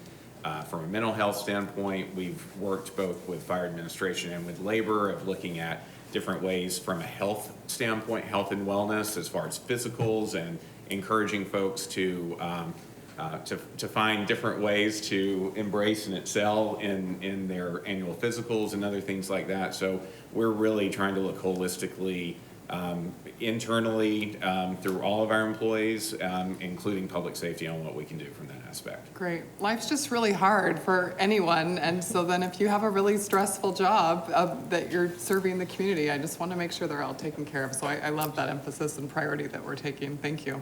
Yeah, and Mayor, Councilmember Spilsbury, I think we can also show eventually ROI on that, because obviously each person that we can keep healthy physically, mentally, they can be on a truck, they can be an employee that's showing up to work if they're non-public safety, and so certainly that benefits all of us when we can help address those needs early and have them taken care of, and have that proper staffing throughout the organization, not just on positions like firefighters where there's minimum staffing and such. So we think this is good for the entire organization. Okay, perfect. Thank you so much. Council, other questions? All right, thank you. You guys are the best. We really appreciate it. We're very proud of you. Thank you very much. You bet. Thank you. Next item on our agenda, item 1C, is to take action on appointments to the Economic Development Advisory Board. Is there a motion to approve? Thank you, Ms. Spilsbury, seconded by Ms. Duff. All in favor, please say aye. Aye. Any opposed? Thank you. That passes unanimously. Next is the current events and conferences attended. Council members, anything you'd like to share with us? I'll jump in. Thank you, Mr. Last week, I got to go over to Cahoots and listen to some new entrepreneurs over there. They gave a Shark Tank-like presentation, and it was really awesome to listen to them. And the winner will receive $1,000 towards the business that wins. So that was there. I attended 5 of the 6 district meetings on our in our respective districts, and I want to give a shout out to staff. I mean, they did a phenomenal job, and all the public that attended. You know, I wish just more people would come to our presentations, because, I mean, ask any questions you want, and we need to hear from them. And then also, I'm also looking forward to the online survey and what the consensus was and how many people responded to our meetings. So with that, thanks. Those are the bond meetings, The right? bond meetings, Yeah. Great. Ms. Pillsbury. You know, we didn't do this Monday night because we ran out of time, and now it's 11 o'clock and everyone's going to be We've got like, all the time you need. shut Go up, for it. Julie. Okay, so just really quick, there's just been a lot of great things happening. I wanted to give a shout out to Mesa Morning Live through the chamber. They had Mark Perna come and speak about education last Friday, and the way that what we need to do generationally with economic development and workforce development. So that was great. and was mentioned he's coming again in June. And then Saturday, thank you to all of the staff that did celebrate Mesa. It was amazing. So many people were there, and I just think everyone just loves having those activities in our community. And we really do get to celebrate Mesa with all of the different things going on there. Let's see, I'm gonna skip a few things. Tuesday morning, several of us were at the Mayor's Prayer Breakfast that was hosted for the very first time by the Maricopa, Salt River Project Maricopa Indian Community. Whew, something like that. But that was the first time they hosted it, and it was out in North Scottsdale. It was beautiful, and it was such a lovely morning, so I want to thank all of the people participating in that. I got to go speak at a civic leadership session that's partnership with the Flynn Brown and then Read Better, Be Better with teenagers to get them involved in civic leadership. And yesterday we have to mention our Bike to Work Day. That was fun. A lot of us participated in that. Thanks to everyone that was a part of that. And then, I already mentioned last night was the Mayor's Youth Committee graduation, and thanks to Casey and Yvonne for really being the ones to do all of that all year long. And I know that's an amazing experience for those teenagers that will really change the rest of their life and their path going forward. So thank you, and I will be done. Thanks. Thank you. All right, who would like to go next? I'll go next. Just want to catch up on a few things since we needed to cut it short on Monday. CompUDopt, which we've seen them throughout Mesa doing tremendous work, giving out laptops and providing technical assistance to get families and people online and with computers in their home. They opened a physical location at Gilbert and Southern near the Target there. So now you don't have to try to figure out where you can catch up with them. They will continue their community outreach, but now they have a location there so that you can go in and get the laptop that you need and the assistance. I attended Compstat, which is a fundraiser for Alice Cooper Solid Rock Teen Center. I appreciate all the work they do. They have a location here at Country Club and Maine, teaching music and different arts disciplines, as a free after-school program for kids and tremendous support to our community, so I appreciate them. I attended the Boys and Girls Club. Stephen Cade came again to present a free guitar to a student so they could immerse themselves in the gift of music and being part of their life. It's called Giving Guitars. He does this tour. He's a musician, but he makes stops along the United States. I appreciate he chose Mesa and the Boys and Girls Club to give away a guitar yet again this year. Most of us, quite a few of us, were at the Zenergy, is that how you say it? A groundbreaking at the Gateway East, is that the name of the new development we're doing near the airport? And they manufacture energy efficient air treatment systems for data centers, industrial and institutional buildings. I appreciate that they're bringing these technologies when we've had such an expansion of advanced manufacturing and data centers here in the valley. That technology is needed. And then last night I attended a transit-oriented development study as a public meeting with our consultant and our planning department, speaking to constituents about what kind of development we would like to see around the streetcar line that's anticipated along Dobson, Southern, and Country Club. There is an online survey to contribute to what how we can use our redevelopment areas to build the type of businesses and housing and all these different services you would like to see along that line. So it'll be a great community asset to have our redevelopment areas complement the streetcar. So thank you for everybody. We had a good turnout and not the usual crowd. So I appreciate everybody who came out and really voiced their opinion. It was really great. Thank you. Thank you. Council, anything else? I won't duplicate anything that was already been said, but last night I attended a really great event. It was in the Aikida Theater at the MAC, and it was the graduation ceremony from the Mesa Public Schools CTE programs, Career Technical Ed programs. There were I shook about 1,000 hands of the kids as they came up on the stage and got their medallions for completing the program. This is really kudos to Mesa Public Schools for changing the paradigm of education. These kids get, a lot of them are, I mean, this is not the old thinking of what a vocational, student looks like. These kids a lot of them are these are going to be doctors and lawyers, but they also have this amazing experience of having practical experience in the workplace and learning some skills that I wish I had learned in high school. So congratulations to Mesa Public Schools for that. Also, I attended the Eastmark Leadership Program. We all know there's a Mesa Leadership Program, right? And there's a similar program out at Eastmark. A very robust, effort. It's fun to see new parts of Mesa, catching up and being very engaged in our community and wanting to be involved in leadership, not just in their local neighborhoods, but citywide. So congratulations to everyone that's working hard out there. All right, Mr. Brady, what does our schedule of future meetings look like? Well, I know, Mayor and Council, you've just been so excited about doing budget presentations, but a good thing has to come to an end, so we're getting very close. So next Thursday is our last scheduled department budget presentations. So we'll have community services, library, arts and culture. We provided you a summary a couple weeks ago because there are departments, smaller departments that aren't presenting or there wasn't really any changes in their budget. So that summary is available for you. But if you have any questions, let me know. But the plan is for this coming Thursday, the 25th, have another study session and finish up the departmental presentations, because on May 2nd, the council will be asked to approve what we call the tentative budget. So you put it out there as the proposed budget. So you go, what's it called? We had 20, what did I say? Second. Oh, sorry. And so that'll be coming up pretty soon. So anyway, just kind of let you know the end is near. Start time on Thursday. Same, this will be a Thursday morning, 7:30. Okay? All right.